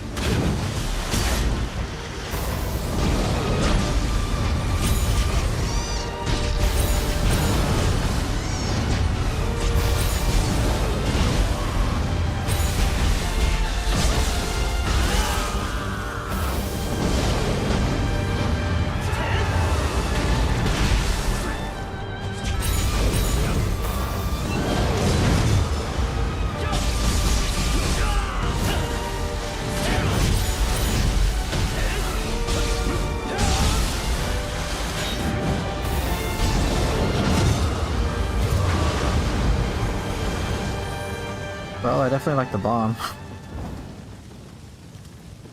I'll have to rebalance my melee play too. I need to worry less about the bomb and look more for opportunities.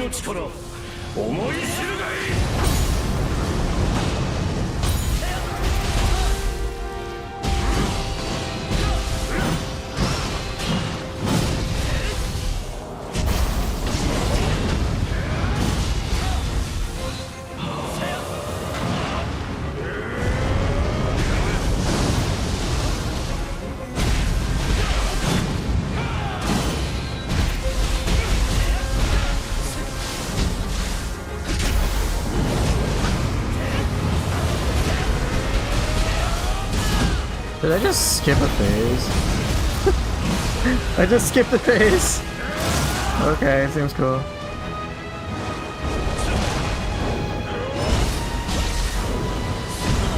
I just skipped a phase for him. Okay, good to know. They're just like, that did so much damage. It's kind of comical.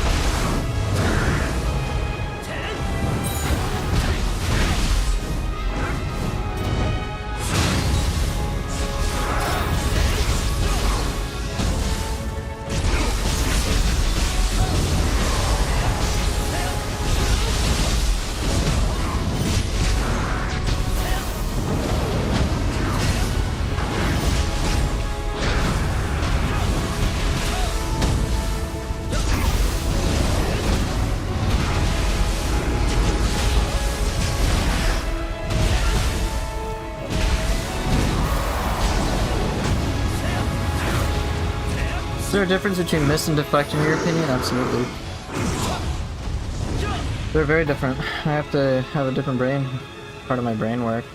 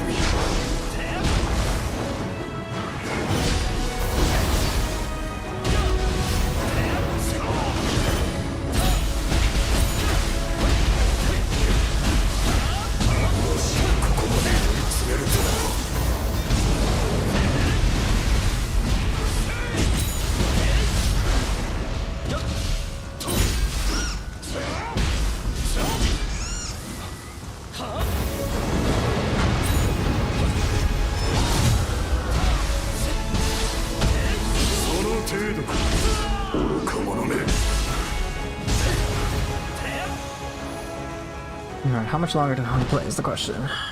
Not too much longer. 虚しいあがきだな。国松様の姿勢は変わらぬ。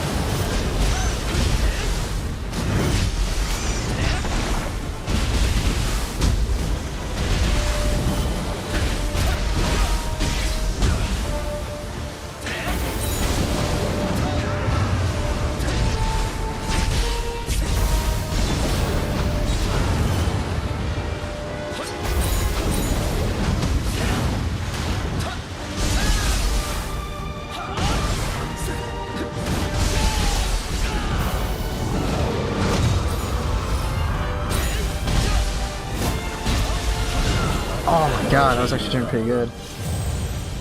The mist is just for a reposition. Mist is like, think of mist analogous to key pulse and deflect analogous to like evade.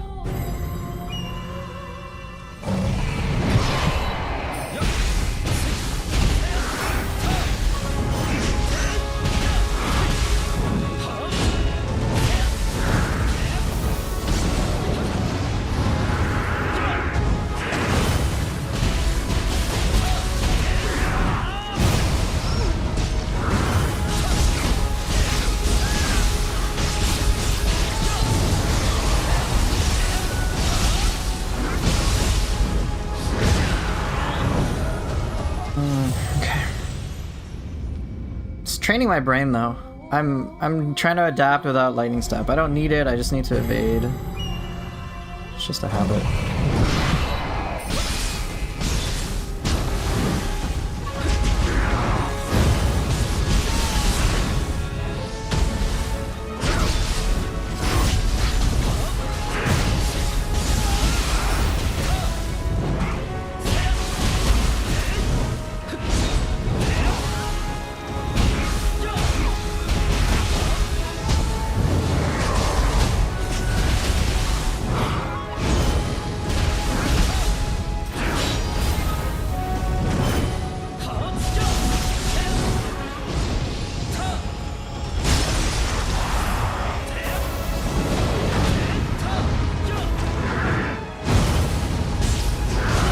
Damn it. There's been so much learning. Oh god.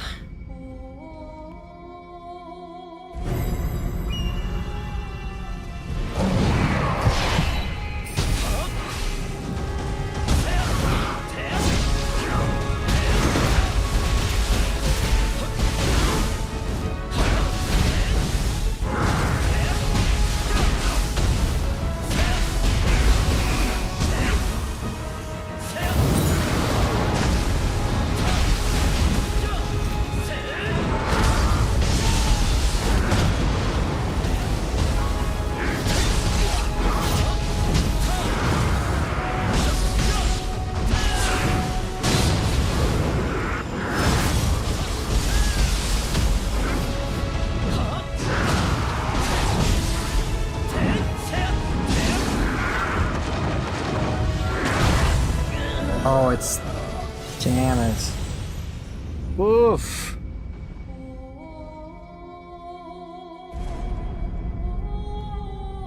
I legit hope for the DLC they allow us to equip 3 extra ninjutsu. I want lightning step too.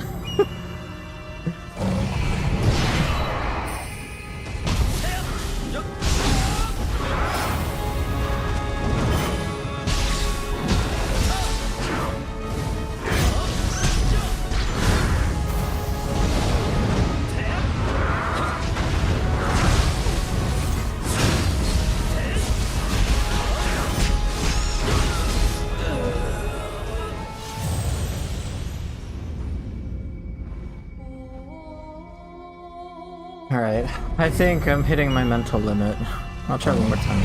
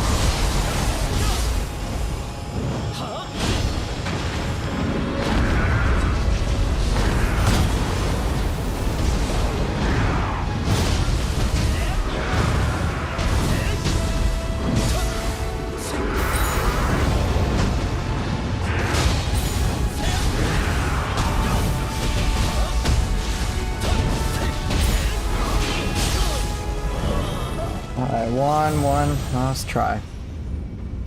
I don't think I'll need to use confusion, and confusion is one of those things that I realized for me would start to become a crutch. Which style do you think has the potential for more damage? I mean, ideally, if you're behind an enemy all the time, ninja style, I would say ninja style. If you can just maintain constant pressure and do backstab damage, probably that. But that's just because the multiplier is higher. I think with arts proficiency it goes up to like 1.6, 1.7 with max arts proficiency. And then with ninja style it's like 2.5 and can go up to like 2.8. And then of course, as Wild King is talking about, you could just put on confusion and do like, what, another 70+% damage or something on top of that. It can be a lot. But the issue with ninja style is that trying to sustain that backstab damage is very difficult. So I think what happens is that it starts to even out. Samurai style can just maintain constant damage. It's positioning independence. I mean, you can get a little bit of extra damage, but it's not like that significant. But ninja style needs that. So since I can sustain arts proficiency for a very long time, I usually am able to clear things more easily with samurai style. Plus I can deflect a lot, so that helps. And ninja style for me lately has been a bit of a challenge. But there are definitely moments where I realize, oh, this is probably just a better idea to go with ninja style. Right, exactly, Demi. You can save confusion for a key broken state too. So like for example, against Takeda Shingen, get him confused, get behind him, and then go crazy with ninja style, and I should just like melt him. But that's a lot of conditions to apply. I have to apply confusion, so in his case, water and lightning is all that's available. I have to be behind him as I get him out of key, and I have to pick a good attack to like do a lot of damage. It's a very short window. Samurai style doesn't care about positioning, so you could. That's why I think that's why I've seen a bunch of players who do +5 stone, and the players I'm referring to are like White Goat and Boss. I've seen them generally use samurai style for the most part, do a lot of crouch cancels, and use ninja style for quick confusion application against an out of key enemy. And then, as Peeping is saying, there are builds where you can use Tomoe's build, which allows you to prolong confusion or prolong status ailments with extra hits. So I've seen like one person just get an enemy out of key, a boss out of key, a yokai boss specifically, and then apply confusion and then just like keep hitting them forever.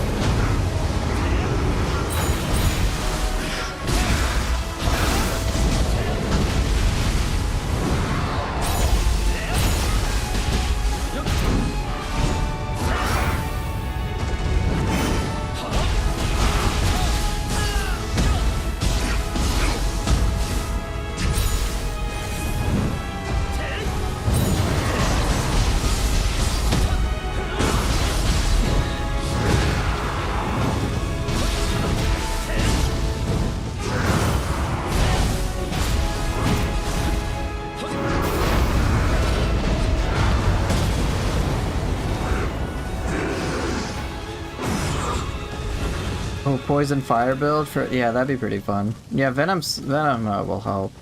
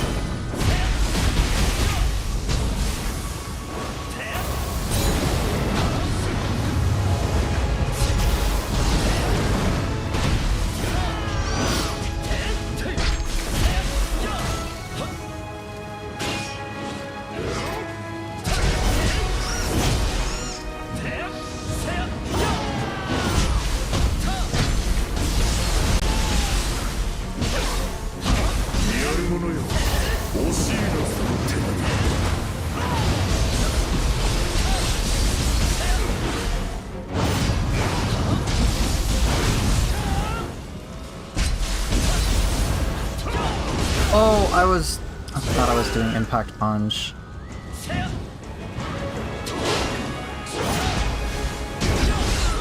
Alright, I think I'll stop kidding. Poison fire could be interesting. I imagine that would work pretty well. Alright, that's good. I love that you can cancel beyond infinity. It's fun, yeah.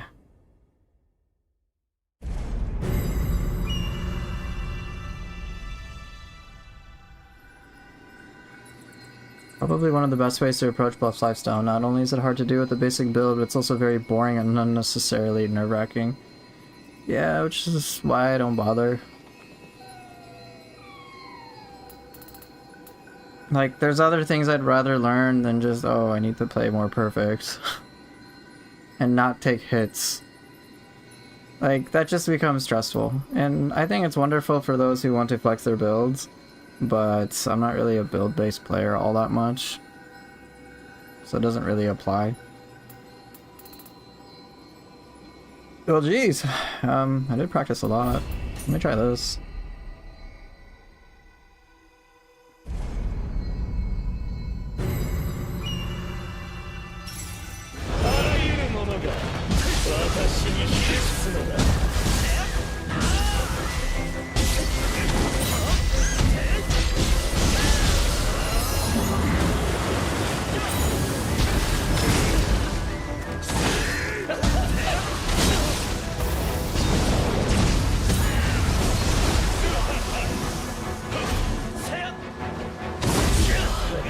Damn, I want my lightning step! Ah. I just like looking cool when I beat my enemy. Hey, that's important.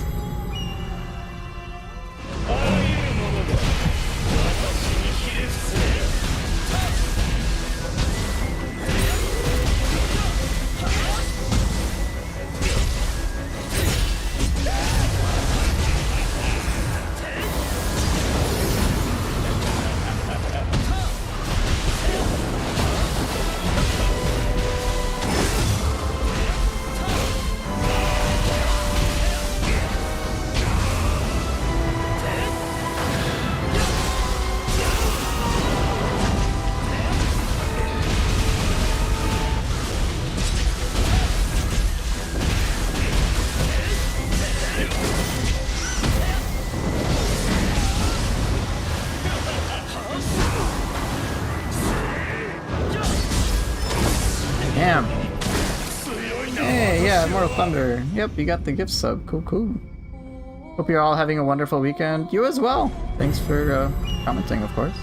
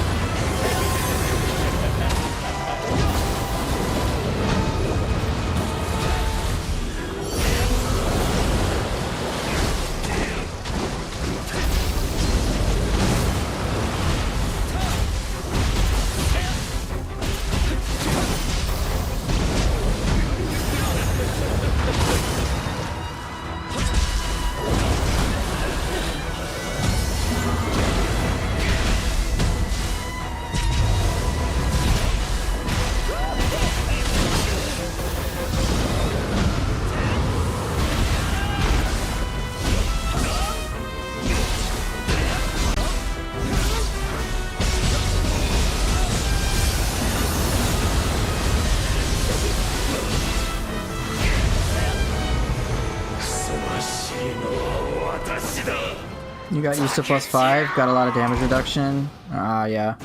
You have to gear up. You basically have to gear up, right? I've seen how players adapt. It's just not a way I really want, that I'm excited for. It's like, okay, I have to sacrifice a lot of utility in favor of survival and damage output.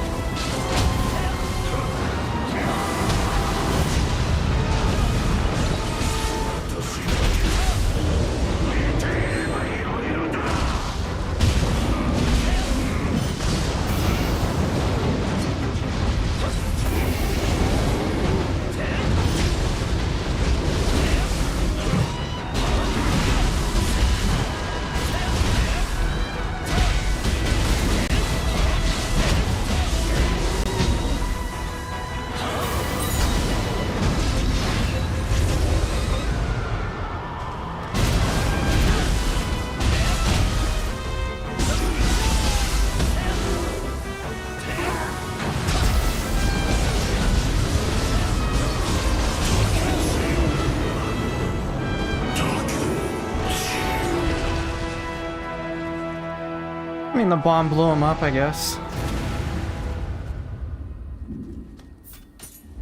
Does the evade count as a purification you can get a buff from? Not in ninja style. I can purify yokai realms because I have a skill to do it.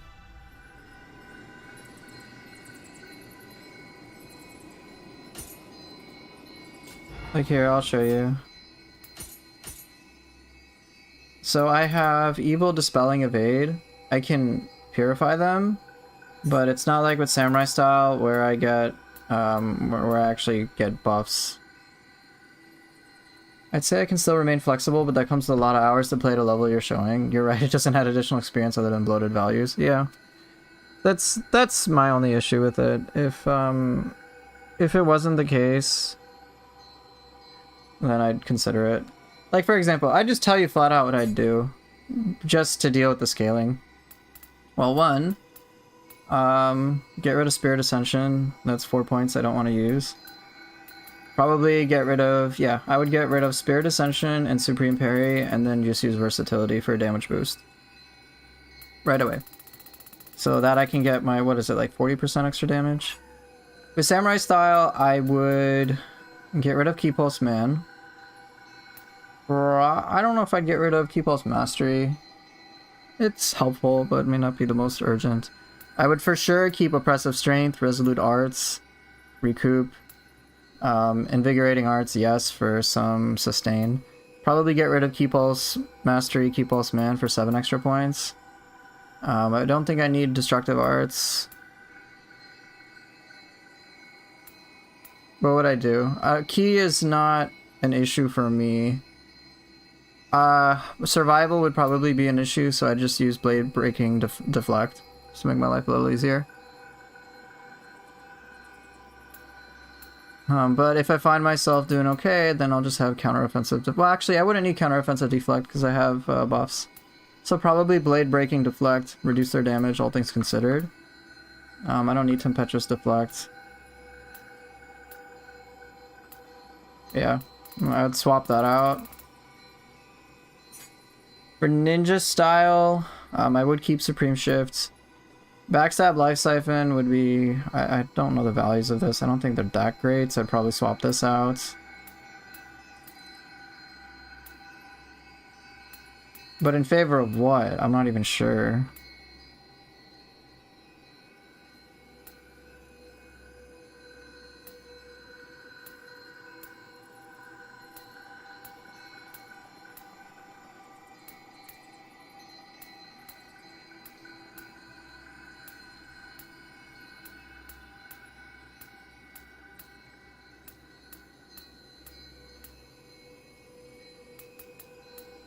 I don't know. Maybe in favor of what? Maybe Bewildering Mist? I mean, that's pretty handy, all things considered.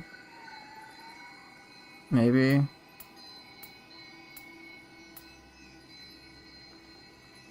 I'm not even sure. And then, well, what sets would I use? So, because Sub-core 4k HP usually means you're never safe from one-shots on +5. Well, how much health do I have? Yeah. Sub 4k, that's for sure. Right, I don't really use Shadow Arts that much, so it's not that big of a deal. Okay, well then, what would I get? Well, one, for Samurai Style, I would 100% use General of Ruin. Just get for 5-piece. The key recovery problems are gone, and I get key damage on deflect, and I can nail deflect a lot. What else?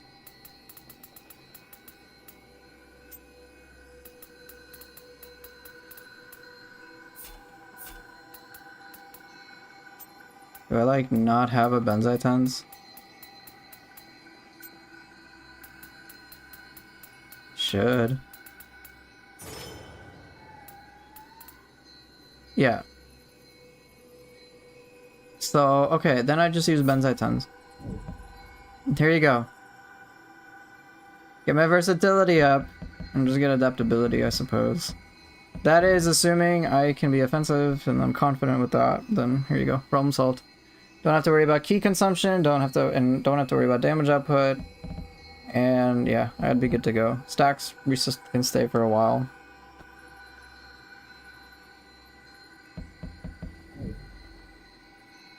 What else would I want on Samurai Style, though? Or Ninja Style? Maybe Quick-Witted Courage. Faster key recovery would be nice, I suppose. This could be nice to prevent death. There's also Sinister Tyrants.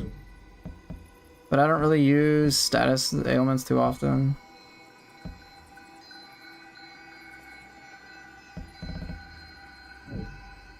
Like, I guess that's cool.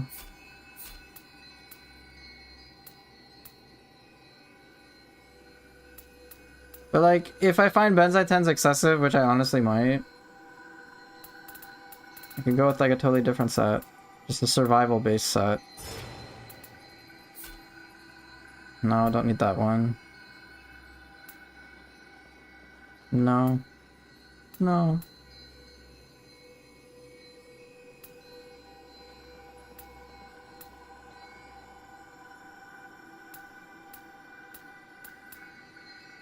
Oh yeah, this is the... If I just want to be tanky,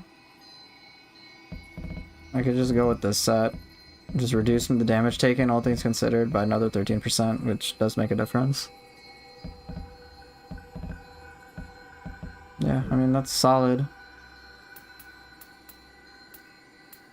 But like, really? That'd be about it. It's just like a gear shift. Current build you're testing has 3.7k HP and 20% of damage reduction. Probably not enough as skeletons. Demonic tools chunk me for like 70% of my HP. Rev, do you by chance have do you have things like this? Decrease damage taken on Amrita absorption?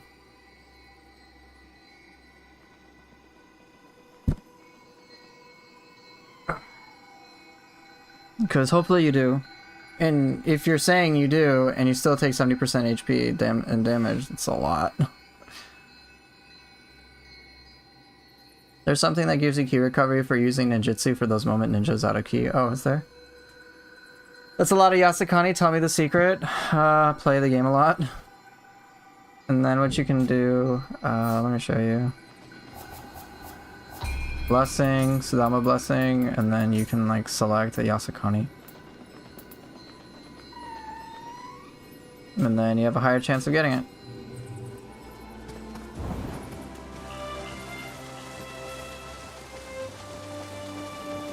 Alright, those are things that I would do to gear up.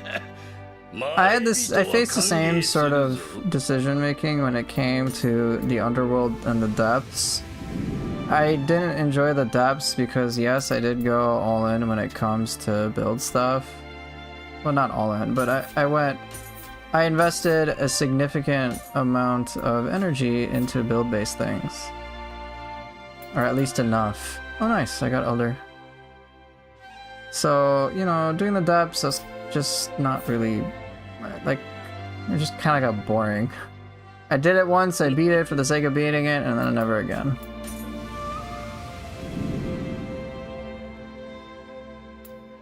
Alright, anyway, I've been min-maxing clans, so now the clan is done. Question is, what else do I want? Guardian Spirit, skill, key damage, I mean, that's pretty good. I don't know if I'm gonna use it.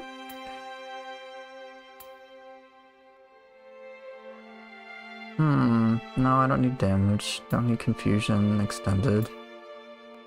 Kato clan, take less damage while attacking.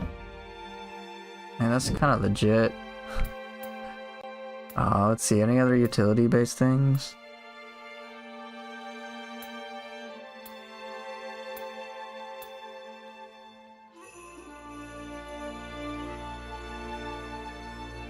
Honda clan's probably legit because of this. If I have enough HP regeneration, I'll just stay at like full life a whole lot, which can be really, really, really good. What else?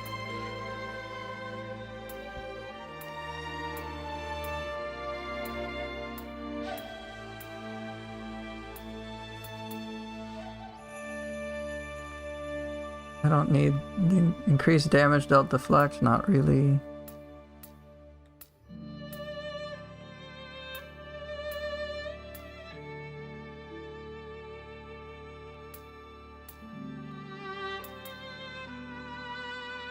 Do more key damage. Use less spirit force, have greater charge. Oh boy.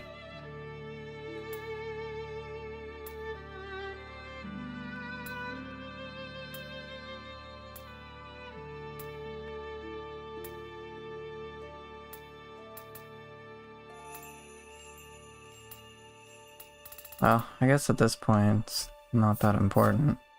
Alright, just pick the one that appeals to me. Protection from death, non-critical. Oh, prevent one-shots, I guess.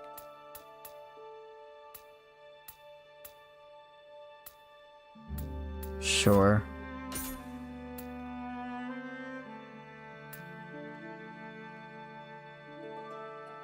Wait, when is this clan thing over?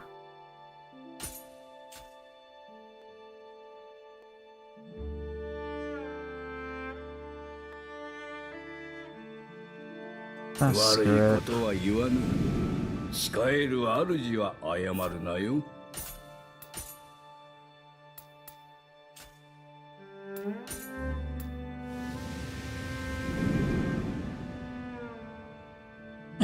Fair, ref. Totally fair.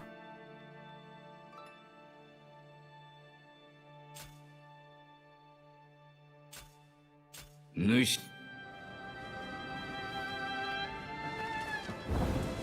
reset on Tuesday.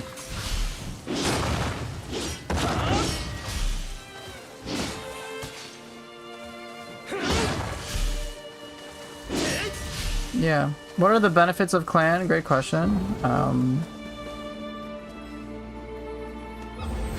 You can also use 6-piece Exalted Set on Ninja for death protection. Yeah, that's pretty nice.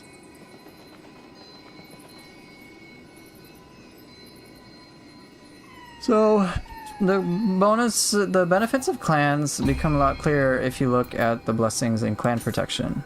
You can you can equip clan bonuses here per style. So I'm using Yagyu and Toyotomi just for life recovery and faster winded recovery. I find that all purpose, but you can mix and match whatever you want. It can be really handy.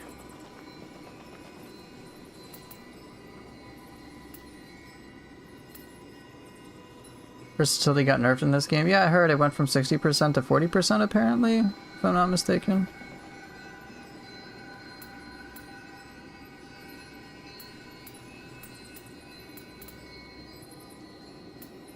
So yeah, you can equip, mix and match these. So for example, if I wanted to get rid of this one, I could put on Samurai Style, increase Art's proficiency damage.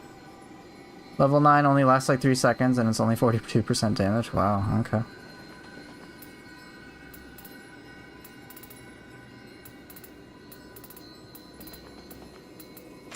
So yeah, that's what it's for. It gets pretty handy. And so all I'm doing is just maxing out all the clans, because why not? Beyond Infinity and Versatility was busted and broken in Nioh too. You know, the thing is... Right, Demi, for me it's just free damage. I'm already very versatile. Anyway. So I wouldn't pay attention to stacks and min-maxing those. I'm like, I'm just gonna do what I do and then just go from there.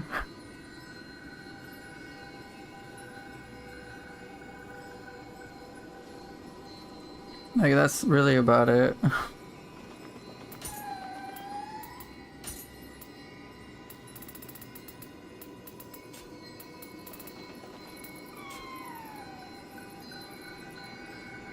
I think your experience is fairly balanced now. Yeah.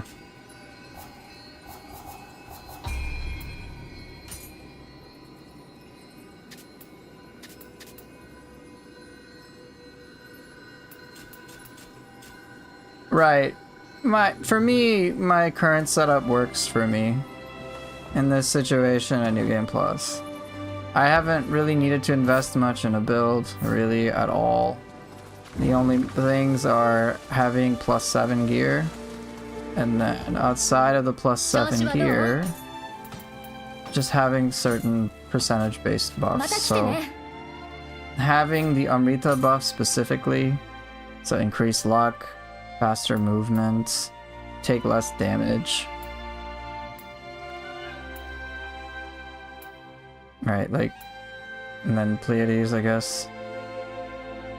Just having those is a bunch. With a healthy amount of life recovery, it suits me very well. And then life recovery yokai realm, which is handy. And then what's super handy is this. Increase spirit force on deflect. So yeah, it gets pretty awesome. Now with ninja style, similar principle. Increase spirit force, evade. Like I get a good amount. So yeah, it's pretty awesome.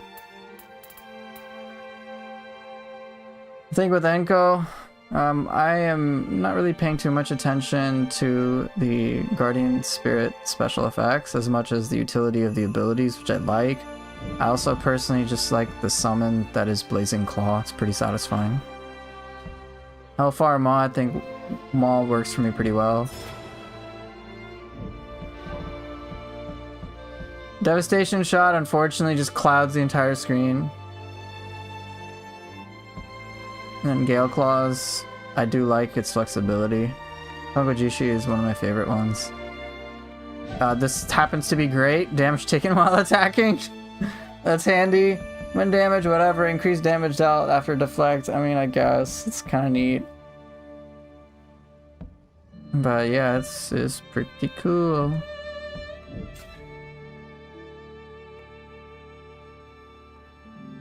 I see you also have a good amount of Amrita in your Syllabar Ingot. Not sure I'll use mine so soon. I feel like I'm already over-leveled. Yeah. There's no worse summon than Waku. Dude, they take so much of the screen. I'm like, I can't see shit.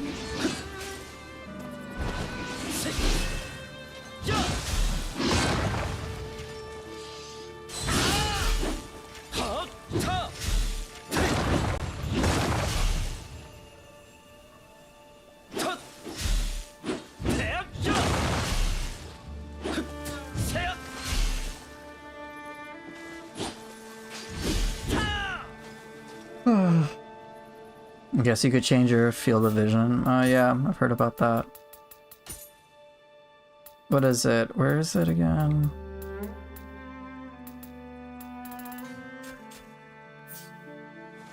Camera distance 10, that's what it is, right? I'm just curious. Looks so tiny.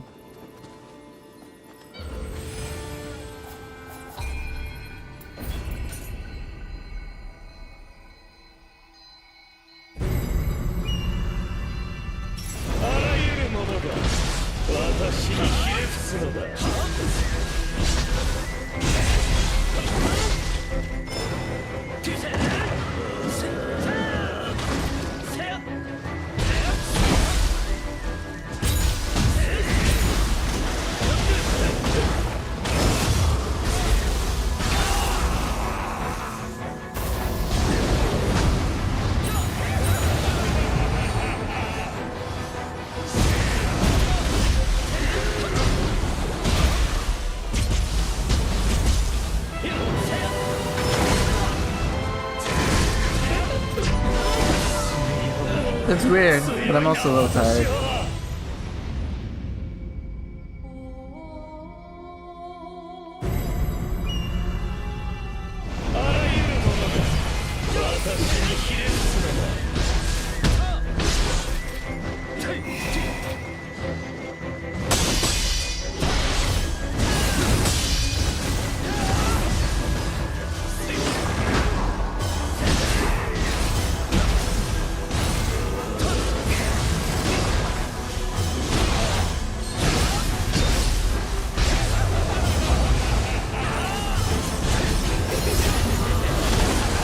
Oops. That's such a cool ability. Not gonna lie.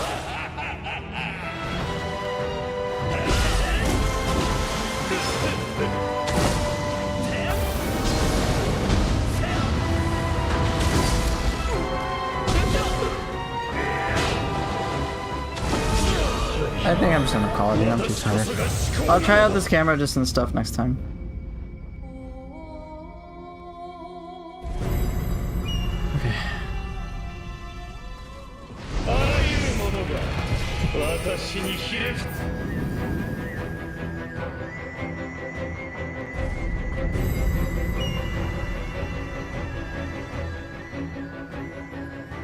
Well, when it comes to the internet, guys, this is why I don't pay attention to it, for the exact reasons y'all are talking about.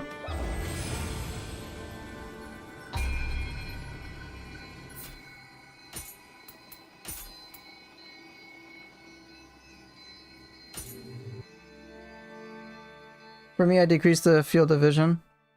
I don't want to when I want to feel I'm really part of the fight. Problem is every Guardian summon turns into Murakumo summon.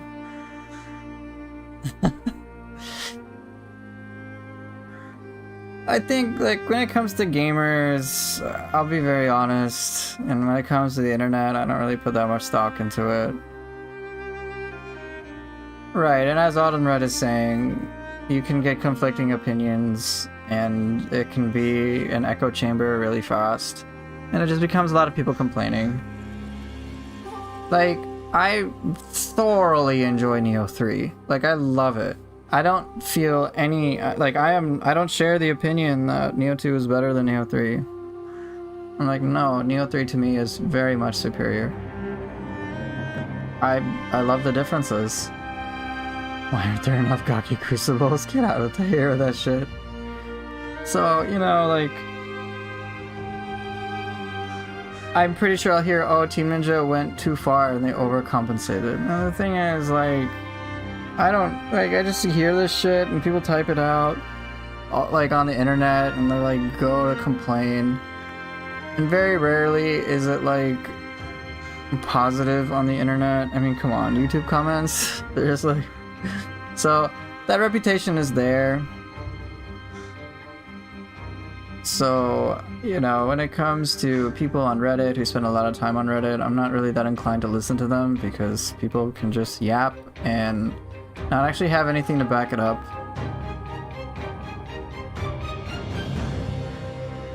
Like, rose-colored glasses for Nioh 2 is just, I find that hilarious. Like, I hear some criticisms about 3. I'm like, sure, yeah, I hear it. We could improve it. But man, I don't want to go back to 2. I'm like, whatever is in 2 that I... Like, whatever things I felt might be missing or could be improved in 3, I just want to evolve with 3. I like the open field in Nioh 3, much more than the mission-based stuff that was stuck in Nioh 2. Right, and I've also played Nioh 2 like a bajillion hours, so I've been bored with it for a while. Nioh 3 has been challenging me in a lot of fun ways, and that's the important part. It's challenging me in fun ways. I like style shift a lot. I love the fact I can use 4 different weapons. Like, it's really cool.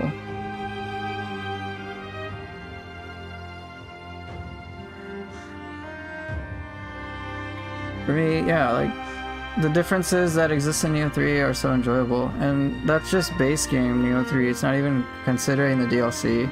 I'm anticipating the DLC will, as usual, be super challenging, and will really push the envelope of Nioh gameplay. They've added aerial gameplay. Itsumade is a base game enemy in Nioh 3 now, with this entire same moveset that he has in Nioh 2. Explode stuff, and maybe he's like a little easier because you can jump and you can break his chest when it glows. But like, that's the important part of an evolving game. Like, you get better with the... I mean, it's just power creep, I guess, but I don't find it feels bad at all. I'm like, cool, I can do this shit. I can try this out. Oh, I can experiment with this. And there's a lot more challenges that come in place of those added dimensions. So it's been a very positive experience. I'm 21 hours into 3 and I love it. As someone with 190 hours in 2, I love the free respec. I know, right? Right, that's the thing. We have so many quality of life things. It's so cool. Free respecs for builds, like, there's a lot that I love.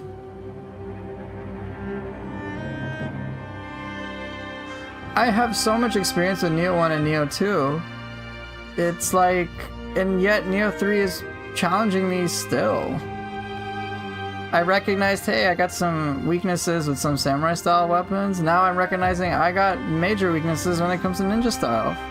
Because I can kick ass with samurai style and I'm very comfortable with it, but ninja style, nope. And I have to like adapt and be like, what am I missing? What could help? There's a lot of change. So I think it's really cool.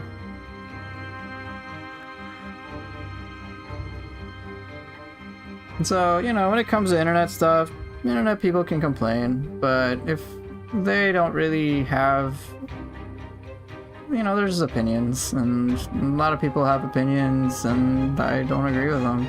I don't agree with them at all. So I just don't focus on it. I'll see people on Reddit complain about it. I'm like, okay, cool. I don't even want to respond.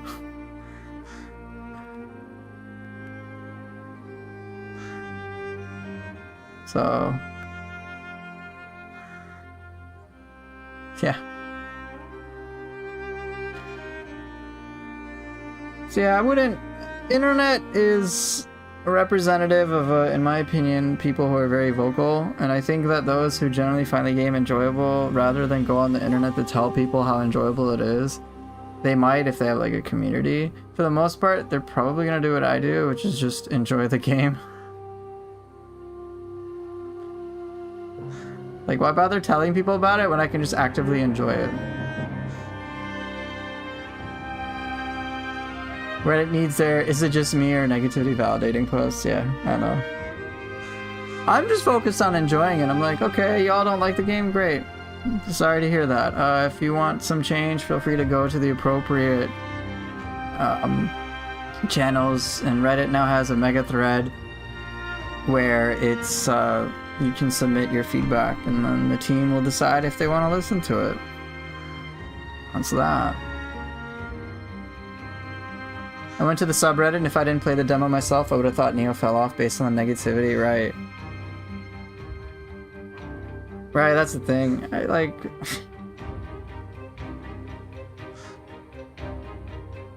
You know, and that's why I am so glad that Team Ninja put in a demo, like a proper demo where you can transfer your save data into the main game. Like, I'm like, this is fucking great.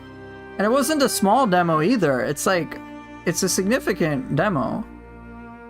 You start from the very beginning of the game, go through the first Crucible, all the way through the first Crucible, and you still get like a little extra stuff to do. You can go to the Eternal Rift, you can do some dojo missions, there's like a lot you can do. It's a very impactful demo. I'm like, this is good, I like this. I wish they did this for Ninja Gaiden 4, but hey, they did it for Nioh 3. This is awesome. Like, really, really awesome stuff. People then can formulate their own opinions. Great. I can formulate my own opinion. And I got sucked into it, and obviously Team Ninja gave me a free copy of the game, which I'm very grateful for. And I'm like, yeah, hell yeah, I want to explore more. And then I kept exploring more in the game and enjoying it, and it was awesome. A lot of pleasant surprises, and it encouraged me to take the game more slowly and really appreciate a lot of things, a lot of the details. I'm like, there's a lot of love put into this game. I'm so thrilled. I never thought Nioh could be an open field experience, effectively open world Nioh. Not like the 100% true open world, everything interconnected, so to speak, but for Nioh is appropriate. I'm like, this is great. Oh, I can revisit things? Cool. It's been a blast, and I'm very excited for the DLC. We're most likely gonna get, I mean, they're gonna have to do like one new map and one new difficulty, but who knows what else they'll do. I don't know. Should be fun though. Hopefully, it'd be cool if they added new weapons, but honestly, like, I'm just like, hey, whatever. I prioritize more improvements over the existing things. Right, peeping. Me being able to play that demo allowed me to develop my own opinion, as opposed to like, oh, insert this person said it's great, so therefore I have to agree. Or that person's wrong. Only my opinion is right. My opinion is the correct opinion. I'm like, okay, bro. So I really do appreciate that, and I'm glad people have enjoyed it. And I'm glad I'm enjoying it, so I'm just gonna keep enjoying it. And the guides that I'm working on, as you've seen me do over the last week, I'm gonna keep making. I'm gonna keep making I'm gonna keep like scripting those, drafting those, so people can enjoy this game. Yeah, I'm in the same boat as you, Autumn. I have a lot of faith in Team Ninja as well. Nioh 3 has surpassed expectations of mine. There's been so much to learn, so much to grow with it. It hasn't, like, only now that I'm like repeating content is it getting dry, but like I've repeated content for a while. And even then I'm still learning like really nuanced things that will obviously pay off for future DLC. Deflect timing of mine is pretty good. My theory in regards to handling ninja styles has gotten better with today's stream.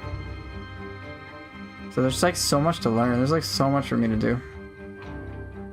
For a while, you were the only one playing Nioh 2. I was watching on YouTube. Yeah. I think from what I've seen in terms of my relative audience levels, like my audience for Nioh is very tiny compared to Nioh 2 in general. Let's see, I'm just curious. Peak viewers for today was like 32 on YouTube. Forget what it was on Twitch, but probably not that much on Twitch. So, you know, it's interesting that like Nioh 2 had a lot more popularity on my channel compared to Nioh 3. Like I don't get as many views, not that I mind that much. But I'm like, okay, sure. But what's even more interesting is that like some Japanese streamers on YouTube get a fuck ton of views. White Goat I think gets like 300 views on YouTube, like view count. I'm like, that's huge. That's 10 times what I'm getting on YouTube right now. And then I've seen Boss get like 200-300 as well. I'm like, that seems pretty darn popular. So I'm guessing it just did a really good job in Japan, which, hey, if that's where I think 90% of their sales come from, so if it's really popular there, great, keep it going. But I imagine in the Western spheres, it may not be as open-minded. Like I remember, one streamer, this streamer was being very dismissive of Nioh 3's deflect because it didn't function like Sekiro's. I'm like, okay, and then I introduced the streamer to the General of Ruin set, and they basically wanted a carbon copy experience, it seemed like, of Sekiro, and I'm like, okay, I guess, you know, there's a lot of unique things to Nioh's deflect. Like for me, I didn't dismiss deflect, I just knew, hey, I don't understand this. And so I wanted to understand it, and now I share the same opinion as Autumn Red, where I'm like, bro, I'm so glad Nioh 3's deflect is so unique. You obviously can go the traditional Sekiro build if you want. I haven't done it because I'm like, yeah, but then that's boring. Instead, I found a way to make deflect work with arts proficiency, and then it starts to hit the spot. Then it's an interesting choice. Do I want to keep pulse and move away for more offensive, or do I want to deflect some of these attacks? There's more active. I can be more active in a fight. So that's pretty cool. Like Takadashi and deflecting everything. You already told me about deflecting everything, and then figuring out, all right, now is a safe moment for me to counterattack. What am I gonna do? How am I gonna weave this in? Oh, speaking of which, that's one thing I probably should try with Odachi. With Odachi, I noticed I was doing a lot of strong attacks and not so many skills, or martial arts, but I didn't do any dodge attacks. Anyway, right there, I'm figuring out ways for me to incorporate deflect to maintain arts proficiency. I think some players want the deflect to be the Joker card for everything, so they don't need to learn actual skills. Maybe some. Some people want to feel like they're good rather than actually being good. I'm like, okay. And then they get upset the game isn't, that their perception of themselves doesn't match reality. I'm like, okay. Alright, I guess. Oh well.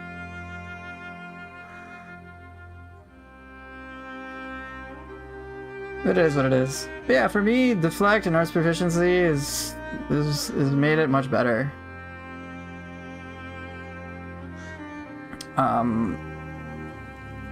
It like clicks. A Nioh game with good storytelling would break the world. When it comes to the storytelling, it's not like emotionally moving me at massive levels, but I think for the game it does its job. Kind of like with Ninja Gaiden 4, I didn't think the story was gonna like, it didn't like bring me to tears or anything, but I'm like, whatever, it works enough for the game. It'd be nice if they could have like a much more compelling story for me, but honestly, I don't really care. Like I've said before, it could be about grocery shopping. As long as the gameplay is good, I'm in.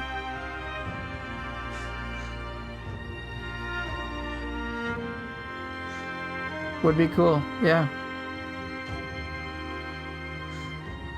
For me, it's fine. I'm like, yeah, we're time traveling, we're doing historical stuff, and we'll just see. There's some touching moments across the Nioh games, you know, and I credit that to the actors that are doing their parts. I think and I will say, I think the voice acting in this game in Japanese is phenomenal. Absolutely phenomenal. Like, it's just incredible and adds so much of an amazing atmosphere. Like, it's just, I have zero issues with it. Zero. I'm like, no, keep doing what you're doing. This is amazing. Like, hearing the voice actor for Takeda Shingen, for Yoritomo, and even the guy who plays Kunimatsu, I'm like, they all did a good job for what they're trying to do. I mean, the actor who plays Kunimatsu, like, does a good job of making his character seem like a total spoiled brat. Like a total whiny, spoiled brat who's like obsessed with power. And is like woeful and obviously insecure. I'm like, he's doing a good job. The voice actress for Himiko, I think she does a good job. Like, it's all good. Right, I'm there with you. On the stories. So, Peeping, you don't think it's phenomenal for you? Totally fair. I just believe there aren't any bad Japanese voice actors. Okay, touche. I guess I compare that to the English voice actors. I'm like, I'm missing some gravitas. You have a good point, Autumn. I agree with you there. But yeah. Right, the English version of this, it doesn't hit me as much. Not trying to say that they're bad in any way, but I think some of the stuff is just lost in translation. But yeah, this is a Japanese game where it being translated into English is kind of optional, all things considered. So I'm just grateful. I'm just grateful for it. But yeah, I thoroughly enjoy this game, and I'm really excited for the DLC and what it can hold. You know, we'll just see what it pans out. Hopefully it'll be fun, and that's really all I'm looking for. I anticipate the gameplay experience will be awesome. I can't wait to see how they upgrade the challenge factor for the game. I'm kind of scared for how they'll do it, because Itsumade was like a super difficult enemy in Nioh 2, and now he's just a base game enemy. So what's gonna take its place? Oh my god. Because I'll say, then for me, the entire spread of brand new bosses in Nioh 3, they're all, like, all of them are great. It's a significant upgrade. Significant upgrade. Human bosses that are new, and I'm not talking about the masters, I'm not talking about the NPC revenants, none of those. None of those guys counts, I still dislike them. But enemies like Takeda Shingen, Okita Soji, Takasugi Shinsaku, and then even Kajiwara Kaketoki, and whoever else, Kunimatsu as well. All of them, I think they're all good. They might have certain things I dislike, but even them at their worst is still better than many of the bosses in Nioh 2 at their best. So to me, Nioh 3 is a definitive upgrade. Anyway, I can just keep talking, waxing poetic about this. Oh yeah, Blood Edge Demon. Dude, Blood Edge Demon is... that's one scary enemy. Some seriously scary enemy there. Straight up. Straight up. Oh my god. That is not an enemy to be trifled with. And if that's what they've introduced so far, what could we see in the future?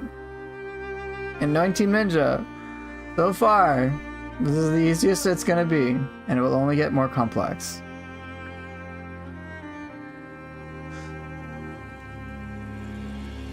Blood Edge Itsumade would be cool. I mean, who knows what they're gonna do? I trust Team Ninja with their creativity. Anyway, I've talked a lot about this. Thank you all so much for watching, for being here, and I will see everybody later. Take care, and bye.